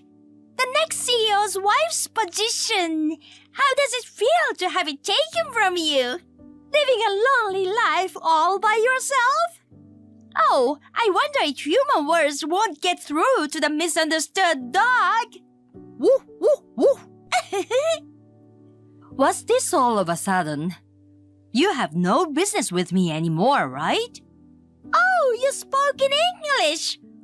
Naturally. Don't be mad about losing Dean, old lady. Can I block you? Hold on a moment. I contacted you because I have something important to say. Can you just listen for a moment? How impatient can you be? What is it? I'm sure nothing good. It's about the house you live in. Since you divorced Dean, why don't you leave already? I want to hurry up and live there right away. This is my house. What? You got dumped, so hurry up and get out. It's a lot of trouble for Dean. Well, the house is in my name. I'm wondering if the person who's been throwing eggs at my house and stuffing garbage in my mailbox lately could be you? So what if it were? It's your fault for not giving it back. That originally was my father's house. It's got nothing to do with Dean. There's no reason why I have to listen to you guys. And could you please stop harassing me? No. Your father's house and stuff, that's a bold-faced lie. There's no use in trying to lie like that. Maybe you're still into Dean or something. What? Living in Dean's house is a way to try and keep things going, right? Just give it up. I don't want to hear it from you. Stop making false assumptions. I have no regrets. Trying to be tough, huh? Dean said he'll buy me as many houses as I want, but I want that one.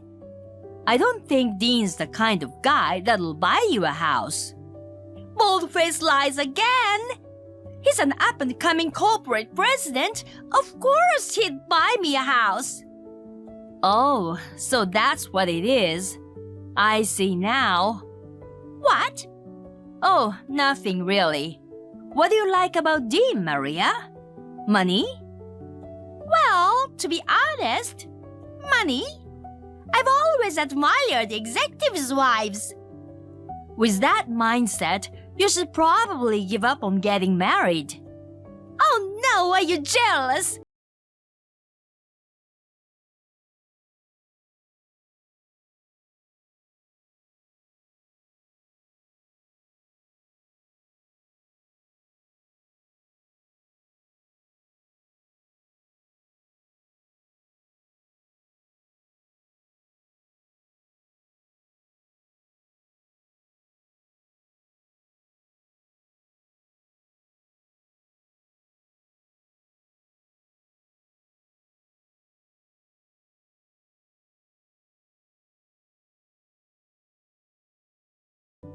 It's a bit pathetic, isn't it?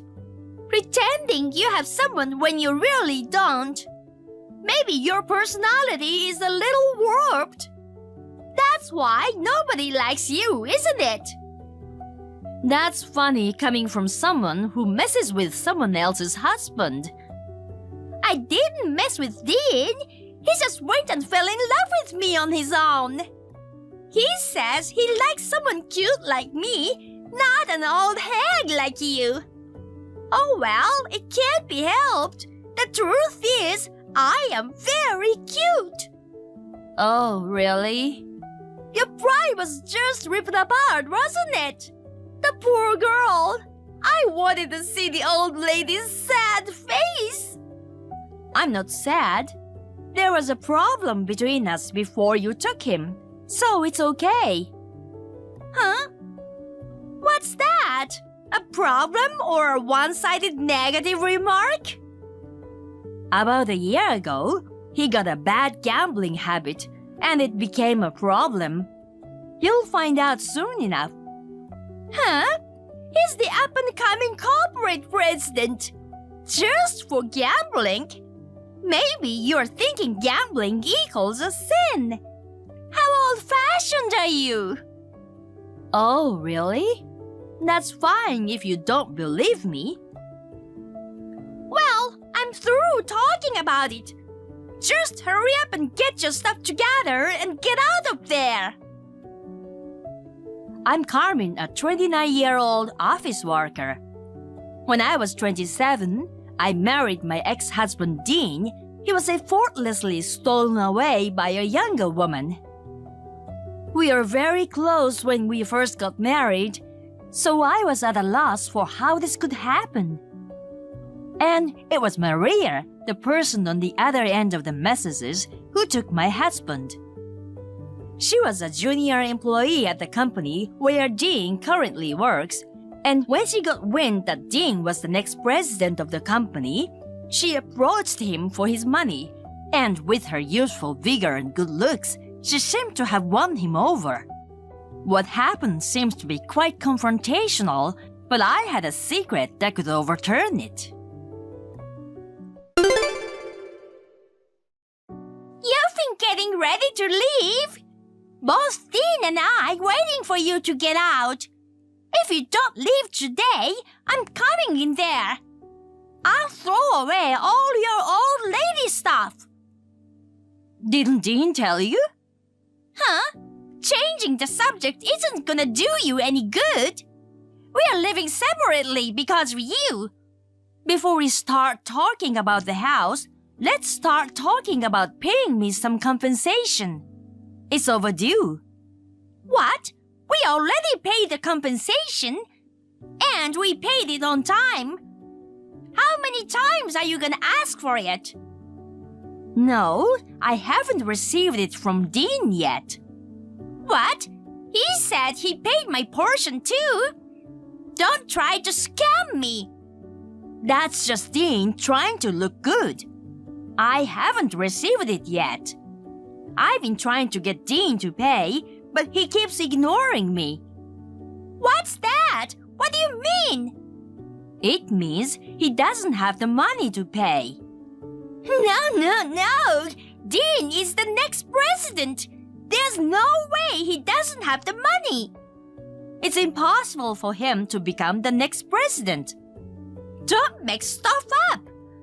Even now, Dean is working and is very enthusiastic about becoming the president of the parent company. Oh, so that's what he's saying? Can you please stop making deep remarks all the time? You're annoying me. What's with you lately? If you have something to say, just come out with it. Can I be frank with you? What should I do? What is it? By the way, I heard you quit your job. That's right. I'm at home during the day relaxing. Dean comes to see me every night and we have our own lovey-dovey world. Do you envy me? Are you really glad you quit your job? Of course I am. I want to be a housewife. It's not a good public image to have the boss's wife working. You wouldn't want people to think that you don't make enough money to support your wife, would you? I don't know. What? I thought it'd be more fun to keep it a secret, but at this rate I don't think you'll pay me compensation anytime soon, so I'll tell you. What? Dean has 0% chance of becoming the company president. Huh? What are you talking about? It seems he doesn't want to leave you, so he's lying that he can be the president. You're crazy! Dean is the son of the president of the parent company, so of course he will succeed him. If he's lying, then who's gonna take over? Of course, the president's eldest child will take over. See? I am the daughter of the current president. Huh? It's true, Dean was supposed to be the president. But that's because he was gonna marry me and take over my father's position. He betrayed me, and there is no way for him to be the president anymore. No way! That's totally different from what Dean told me. I told you he was lying. So, Dean has been fired from the company. But that's a matter of course, isn't it? After the way he treated me, my father wouldn't stay quiet. That's impossible! He comes to see me every day and night in a suit and tie. They were gonna fire you too, but it looks like you left the company before they could. I don't believe a word you say. Then why don't you follow Dean tomorrow? Maybe he's going to an unemployment agency. It must be so miserable to waste time pretending to work every day. I believe Dean. You're trying to set me up anyway, aren't you? I'll let you decide, but could you please hurry up and pay me the compensation? Bye.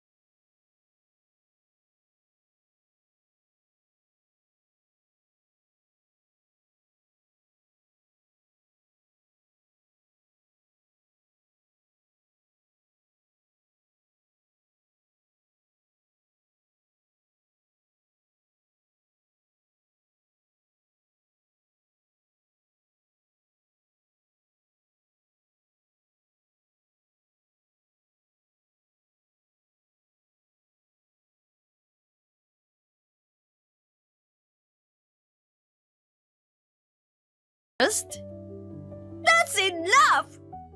You're right. I'm wasting my time talking to you, so I'll leave you alone now.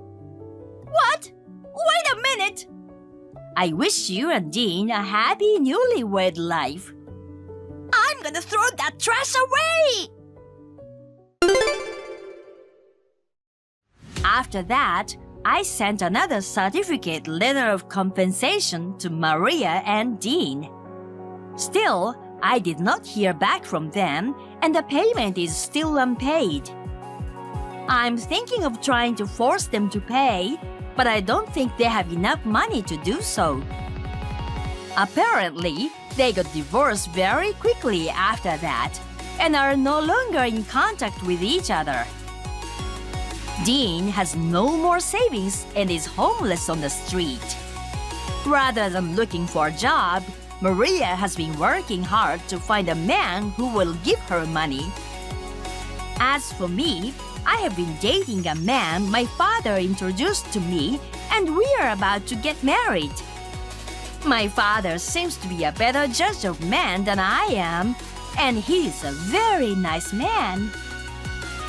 Have you ever seen someone make an embarrassing mistake like Maria did?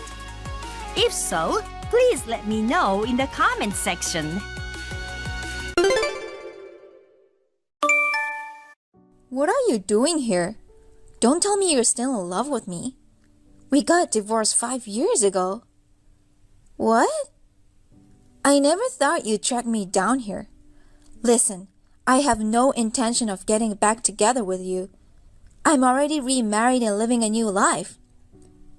Wait a minute. You text me. What the hell are you talking about? I'm not chasing you. Don't play dumb. Come on, Mary. You must have heard I'm working at this fancy hotel.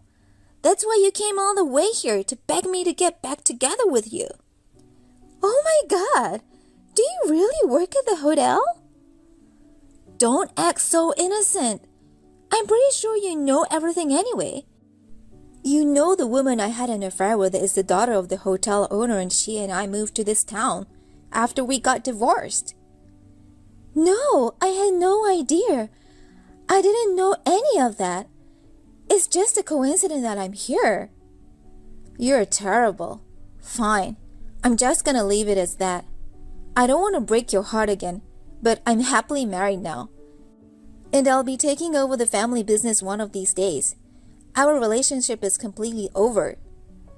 Were you listening to me? I'm not thinking about getting back together with you at all. Sure, whatever. Get some class. This place is too good for you anyway. I can't believe you drove here in that wreck you call a car. The quality of this place drops when no class people like you show up. Huh? You don't belong here. Get out. Mary, when are you going to join us? Our charter bus brought us a little earlier than scheduled. We're relaxing at the street-level lounge right now. Sorry, Mom. I didn't take the highway. I just arrived. Good. I'll see you inside. We've been using the hotel for an annual corporate retreat for years now. I'll introduce you to the owner later. Mom, can I ask you a question? How long have you been hosting your event here? Let me think. Probably a decade? I don't usually join in on the corporate activities. I want the employees to feel relaxed without the boss around. It's been 5 years since I actually stayed here, though. I see. Is there a problem? Don't you like the hotel? Oh, well, it's fine. I was just wondering. Mary, be honest. Actually, I have been thinking about whether I should change venues one of these days. Is that right? I feel like the quality is much lower than it was 10 years ago. The decor isn't holding up in many places. It's starting to really fall apart. I don't want to sound like I find a fault in everything, but they've changed their tea and dessert selections. They don't seem as nice. The atmosphere just isn't very prestigious anymore. I see. This is my first time, so I don't have anything to compare to. Oh, that's right. Sorry, I'm talking too much about business stuff. They have great golf courses, but more than that, the food is amazing. Let's have fun. I see you're still here, huh? What do you want? What? What kind of attitude is that? I've paid for my stay. I'm a guest here. I was surprised when I heard you checked in. I thought you just came to see me. I never thought you would actually stay. I can't believe you can afford it. You're misunderstanding me. I'm here to stay. It has nothing to do with our previous relationship. I didn't even know you work here. Yeah, right. I don't want to be rude, but I don't have time to deal with this or with you. Huh? As I said earlier, this is a very prestigious hotel. Only the wealthy can stay here, not you. Besides, we're very busy today with some of our favorite guests. In other words, I don't have time for you. So please, leave the premises. You're so rude. I've never heard of a hotel employee treating a guest like this. We don't appreciate charity cases here. Do you think you get my best service just by staying here? I'm a guest. You should provide your best service. I paid the full room rate, you know. And yet, you've been an arrogant jerk to me. Do you think that kind of customer service is acceptable? I know the customer is God, right? Give me a break. Let me guess. You want the royal treatment. Pardon me? That mode of thinking is out of date. We are not a charity organization. We provide impeccable service to those willing to spend more money with us. We are very selective. We don't give just anyone the royal treatment. I can't believe you were in a line to take over the business. I can only imagine what your future holds. Who's the arrogant one now? Believe me, you won't be staying here again. What do you mean? I'm kicking you out immediately, and I'm putting you on our blacklist. You're pretty persistent for an ex, but you won't be allowed to stay here ever again. I hope you don't treat all of your guests this badly.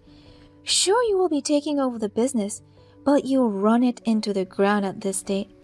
You don't know the first thing about how to treat a guest, and I'll let your colleagues know all about it. You think that bothers me? My in-law is ready to retire. My wife and I manage this business now. Really? That's why it'll be so easy to kick you out. Simple. We don't have reservations for the poor. Just go away. You don't deserve the kind of service we provide. Okay, let's get down to business. Tell your wife our contract is over. What? I guess you haven't heard what's going on. Tell your colleagues we are losing some of our long-standing contracts this year. I'm leaving, as you demand, but I won't be booking any more group reservations at your hotel. What are you talking about? Group bookings? Who the hell are you talking about? I'm talking about the group you have today. What? I'm leaving, but please be very nice to them. We've paid your exorbitant room rates. For your favorite group of return guests, I should expect a certain level of customer service, right? What? Wait a minute. Our favorite group of customers? Do you work for Nature's Designs Limited? Yes, I'm the vice president. No way. My mom runs the company. I quit my previous job to take over her, and I've been working there ever since. Oh my god. Your mom is the president? Oh, have you already forgotten that your ex-wife's family owns a company too? I used to talk about my parents' business all the time. Now that I think about it, you said she runs a design firm. I should have known. Your brain is no bigger than a chicken's. In one ear and out the other. How dare you? Don't insult me. Oh, I'm not trying to insult you. I'm just sympathizing. You forgot all about my mother's business. And by insulting me, you insulted the whole group. This is such a piss off. You told me to go home, right? I don't want to make a big fuss, so I'm leaving. But don't forget I'm the vice president of the group. I won't be booking at your hotel again. Wait a minute, Mary. Listen to me. My bad. It's just a misunderstanding. I'm sure our company has done a lot of business with your hotel, but after the treatment I've received, well, it's no longer a comfortable situation for us. It will be better for both of us if we found a different hotel. Hold on a second. I'm sorry for being so cocky. I'm sorry. I don't know what you're apologizing for. I'm apologizing to you. You're an important customer. I am very sorry for being rude. You're a valued guest. Please enjoy your stay. Oh, you don't mind me staying here now? Of course not. And we hope to see you here again in the future. Well, maybe I should reconsider. Huh? Are you nuts? I don't even want to see your face. I've decided to stay at another hotel tonight. I will not be coming back. Oh no, you won't be staying with us? Hell no! You cheated on me and now you run this hotel business with your new wife. How can I stay at a place like that? I'm officially taking over my mother's business next year. The first thing I'm going to do is change the destination for a corporate retreat. Please don't. I've gotta go. Make sure you treat my colleagues well. At least give my colleagues a big smile. Don't even try to hide from my mom. What? I heard that the general manager shows up when your favorite groups arrive at this hotel. My mom told me that. I guess it's part of your job, right? Actually, my mother has been wanting to see you for a long time. She wants to say something to the idiot who betrayed her precious daughter and then run away without paying a cent of alimony. She said you've been ignoring her calls. Did you know she was trying to get hold of you? Oh, yeah. My phone shows a lot of missed calls and I have loads of angry messages from your mother. I can't wait to hear about her reaction. It'll be hilarious when she runs into the person she hates the most in the world. Too bad I won't see her reaction, but I can ask my colleagues to film it for me. Oh shit, I bet she's got some nasty things to say to me. Nobody even knows I'm divorced. What? Your colleagues don't know you and your current wife destroyed our marriage? Of course not. What kind of idiot would go out of his way to tell them about a failed marriage? Anyway, I can't wait to see how the party goes tonight. It's too bad I won't get to see it live, but I'm looking forward to the video. Mary, where are you now? I just saw your stupid ex-husband. I have him here, so you'd better come to the banquet hall now. I'm going to make him pay you all of that back alimony, otherwise I feel terrible. Mom, calm down. I know he works there. What? Mary? When did you find out? Right after I arrived at the hotel. I had no idea he'd be working at the hotel. It's unbelievable. I can't believe it's the hotel owner's daughter that had an affair with Ryan. He's such a jerk. It's so shocking. Sigh, my head hurts. Mom, are you okay? I booked another hotel for tonight. Do you want to come by? They said there's one more room available. What? You're not going to stay at this hotel? I can't relax there. On top of that, he told me to get out of there. That's why I had to book another hotel. Wait a minute. What do you mean he told you to leave? He thought I was looking to get back together with him. Before that, he said, we don't have rooms for poor people. Huh? First he cheats on you and then he has the gall to call you poor? And there's no way you would ever get back together with him. How much stupider can the man get? Unbelievable, right? I can't let this happen. I'm going to tell his colleagues the whole story. We'll have to talk with Ryan and his wife. We're going to take him down a notch. Sounds like a plan. I'll have dinner at my hotel and then head out there. Sounds good to me. It's so important to eat before battle. Enjoy your dinner. See you later.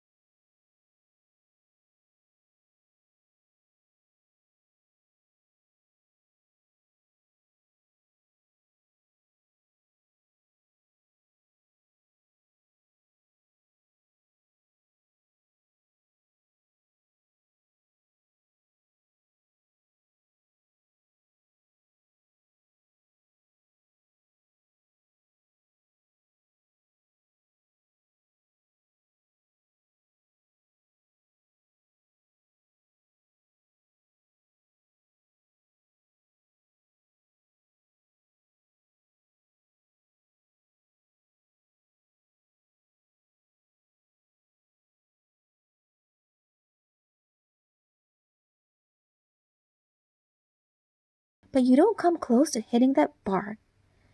I'm telling you, We'll give you the best service next time. So please do me a favor. Could you please keep giving us your business in the future? Even if it's just an ordinary day for your employees, it's an important day for your clientele. Who wants to stay at a hotel that doesn't understand that? And what's worse is that you judge guests from their appearance. As I said earlier, next time. There will be no next time. You have to give it your best every time. That's the level that a prestigious hotel has to meet. You don't even do that. Don't talk about business. You're incompetent. Oh my God. I don't want to hear from you ever again. If you ever do contact me, I'll go to the internet and tell everyone what you did to me. After a while, my ex-husband started sending monthly alimony payments to my account. When I talked with him about it, he even had the gall to say he didn't need to keep paying me, that the judgment had expired. But my mother and his boss got mad at him and asked if the story got out, was he willing to take responsibility? I guess it hit him badly. Not long after that, they started losing a lot of customers in a short time, and they started facing financial difficulties. In online reviews, some customers pointed out how the quality of the food and their service has dropped. One person wrote, "The younger manager is very snooty and judgmental." There was even a video that got posted online of the manager, my ex-husband, kicking a family out of the hotel to accommodate a VIP who showed up without a reservation. It was an outrage. Even my mother saw it and muttered, "Go to hell." It cracked me up. Mia, you looked absolutely beautiful in your wedding dress. My wife was sorry she couldn't make it to the ceremony because she's about to give birth. Hello, my new brother-in-law. Thank you for coming to our ceremony the other day. By the way, Mia, did you see the wedding gift we gave you? I hope you liked it. Yeah, I saw it. It's just, What? I guess it's not to your taste?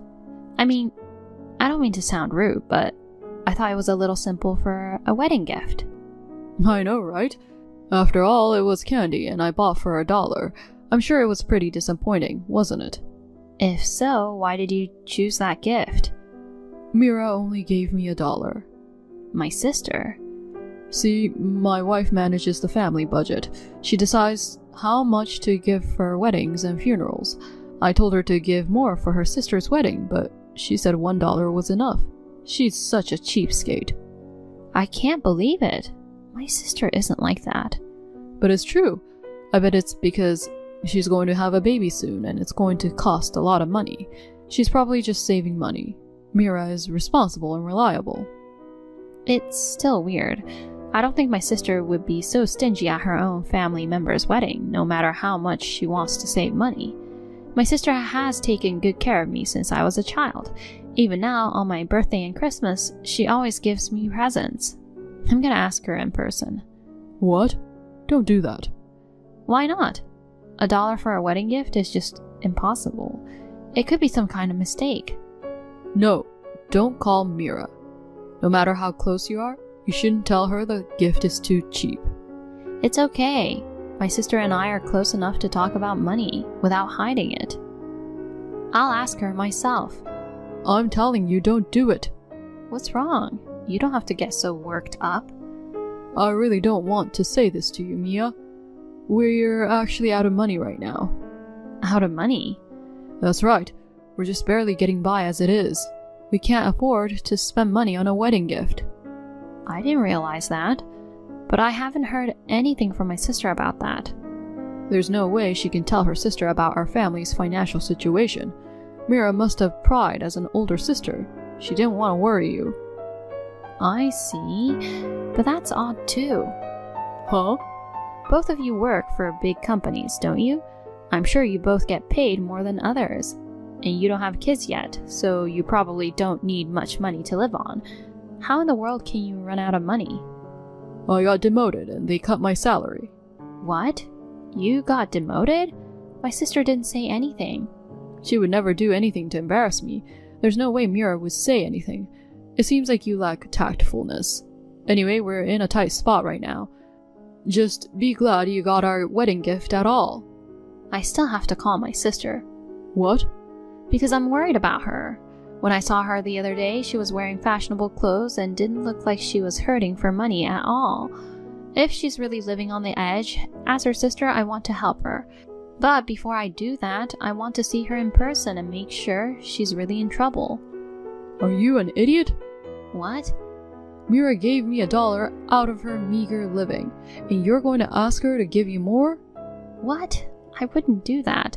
I just want to make sure of the facts. I'm just saying, you don't need to be sure. Think about how Mira feels trying not to make you worry. Or is it possible that you don't like Mira and you're trying to give her a hard time? That's not true at all. Besides, she's pregnant and in a delicate period. Don't provoke her by saying unnecessary things. If something happens to Mira or the baby, how will you take responsibility? Don't be so dramatic. When my salary goes up again and life settles down, I'll give you something again. So please, be content with a $1 gift this time. And don't say anything to Mira. Well, I'm going to be busy with my honeymoon. I won't even contact her until I get back from my trip. Good. That's what I'd expect from a sister who loves her sister. No. I didn't say I wouldn't contact her ever. Well then, promise not to mention the wedding gift again. Have fun on your honeymoon. Thus, my brother-in-law ended the conversation unilaterally. I was not convinced at all.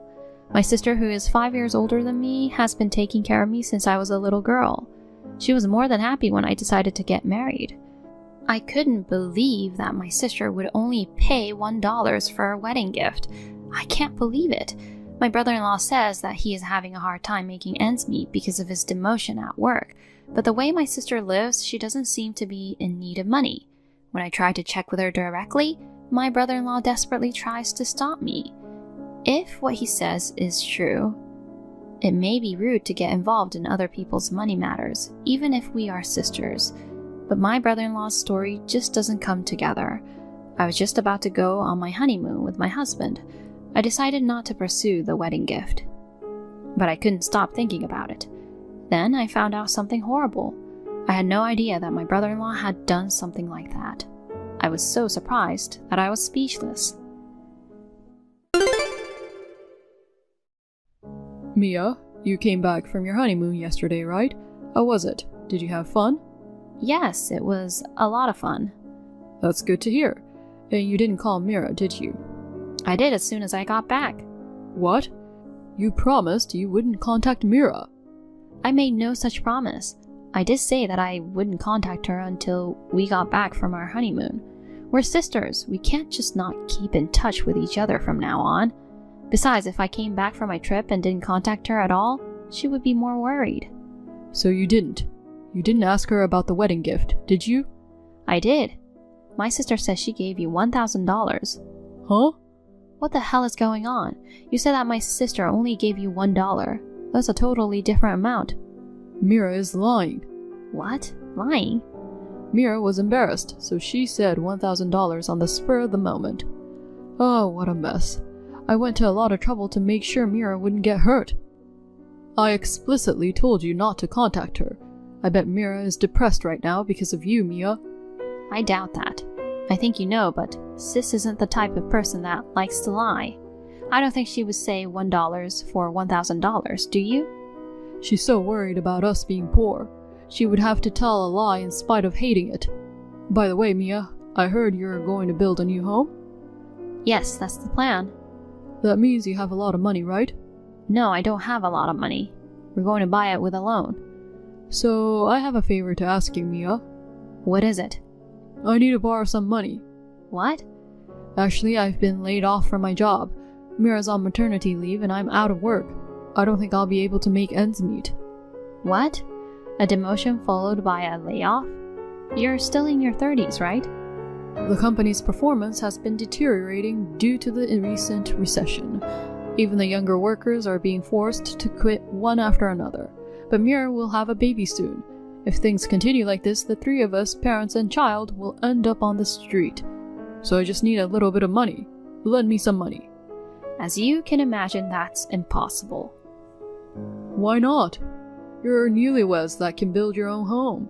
You at least have enough money to lend to your sister and her husband.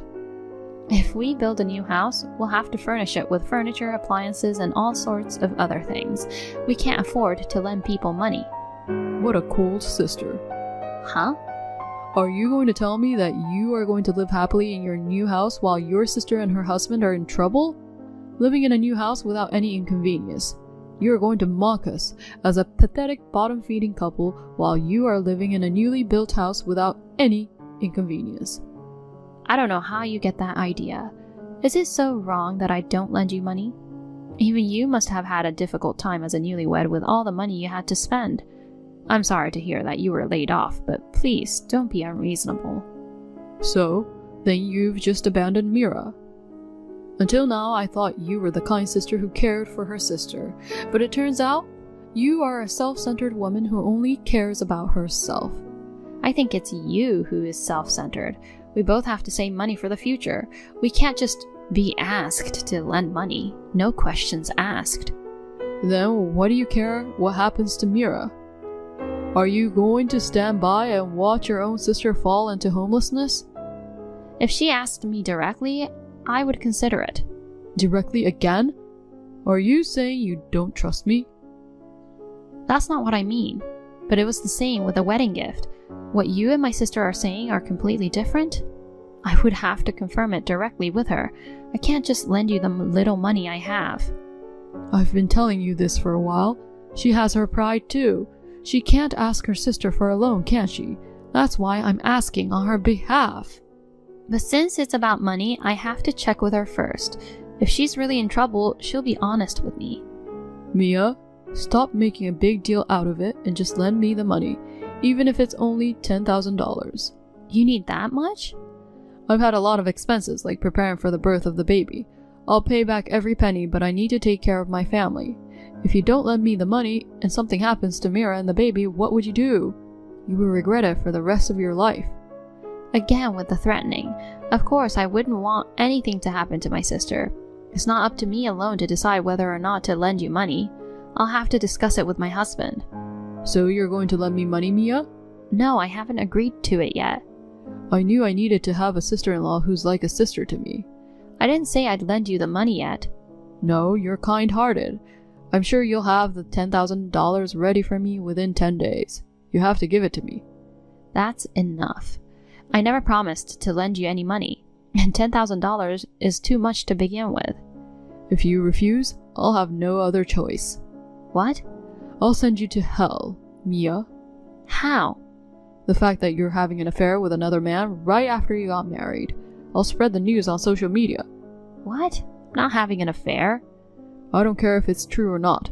The rumors I spread will get to your workplace. You have to quit your job because everybody will be looking at you sideways. Eventually, your relationship will go downhill. And finally, you'll get a divorce and lose everything. That's how it will all work out. Good luck with that. That's terrible. Are you trying to ruin my life? Lend me the money before that happens. You're an asshole. I'm fine with being an asshole. I don't care what you call me as long as it's for my family. Well then, give me $10,000 in 10 days. Please. And the fact that I'm borrowing the money from you. Don't ever tell Mira. Mia, it's been 10 days, just like we promised. Have you got the money ready? Can you come to my house right now? Oh god, you're really gonna lend the money to me, aren't you? That's great, Mia. I'm off work today, so I'll come get it right now. And lucky for you, Mira is still at the hospital right after giving birth. I don't have to worry about Mira finding out. I'll be waiting for you then. Thank you so much. By the way, what were you doing in Los Angeles? What? What are you talking about? I didn't go to Los Angeles. I saw you in Los Angeles. That's where our honeymoon was. You don't think you've mistaken me for someone else? My husband, who was with me, said it was definitely you. It's not a mistake. By the way, it looks like you were walking with a woman. Oh, yeah, that's right. I was on a business trip. Business trip? Yes, I was suddenly ordered to go there on business. She was just one of my co-workers. That's weird. What? Weren't you just laid off recently? But you were ordered to go on a business trip? Please, stop lying to me. The woman you were with was your lover, wasn't she? No, I wasn't cheating. The only person I love is Mira. You deceived my sister, the woman you're supposed to love. You took the $1,000 wedding gift money that was supposed to be given to me and spent it on your lover. Am I wrong? Why do you know that? I've done a lot of research over the past 10 days. When I saw you in Los Angeles, I actually took a picture of you. I showed the pictures I took to my sister. Then my sister says she remembered seeing her. She was your ex-girlfriend from college. You guys all went to college together. She knew your ex-girlfriend's face. Seriously? You told Mira? Well, it's obvious from the picture, right? You said you were laid off from your company, but that was also a lie. It's true that you were laid off from the company, but it wasn't because of poor company performance. It was because you were dishonest. My sister was disappointed. How could you know so much? Sis hired a detective. You tried to keep the wedding gift money. You tried to go on a trip with your ex-girlfriend. You were doing all kinds of crazy things, so she asked a professional to investigate. She found out a lot of things. You've been in contact with your ex-girlfriend ever since she got pregnant, contacting her and seeing her all the time. And to get her attention, you gave her expensive gifts. But eventually, you ran out of money and got into trouble. You pocketed $1,000 for a wedding gift that my sister had prepared for me. You lied and said she only gave you $1. You were skimming off company expenses. They found out and fired you. You asked me to lend you $10,000 because you wanted money to compensate the company for the damage, didn't you? Everything you did was so scummy that I was disgusted. And yet, Mira didn't say anything to me? Is she saying that you knew everything and dared to keep quiet? My sister was about to give birth.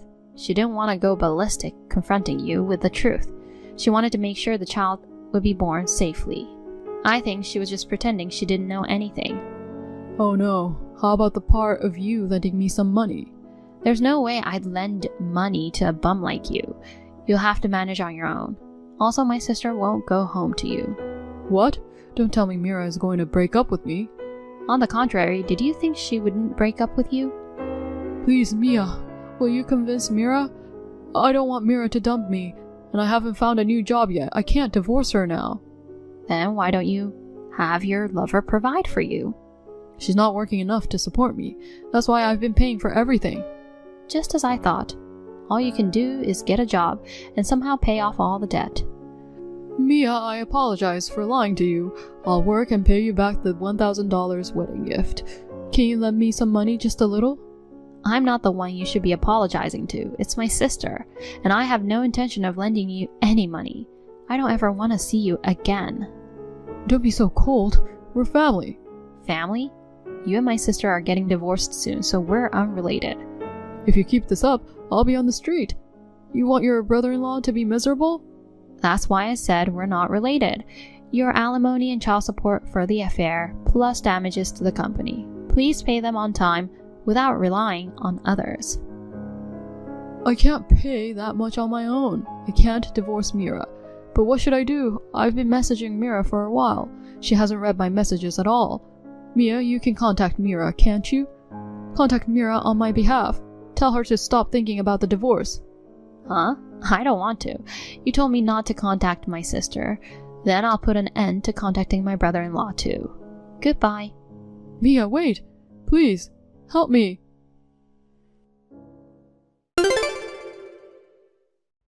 Later, my sister and brother-in-law divorced. Of course, my sister got custody of the kids. My brother-in-law was asked for compensation and child support. There was no way my brother-in-law, who was unemployed, could pay it all in one lump sum. He had to borrow money and pay in installments. After the divorce, my brother-in-law moved in with a woman he was having an affair with. But not having a job and being deeply in debt, the woman dumped him without giving it another thought. He went back to his parents' house in tears to live with them. However, there was no way his parents would forgive their son for betraying his wife, who was about to give birth. They threw him out, and he rented a shabby apartment. He is now living a life of poverty and loneliness on his own, scraping by with day-to-day jobs. My sister, on the other hand, has returned to our parents' home and is doing her best to raise her son with their support. I hope she will find a faithful and wonderful partner. Thank you for watching. Please rate the video and subscribe to our channel. See you in the next video.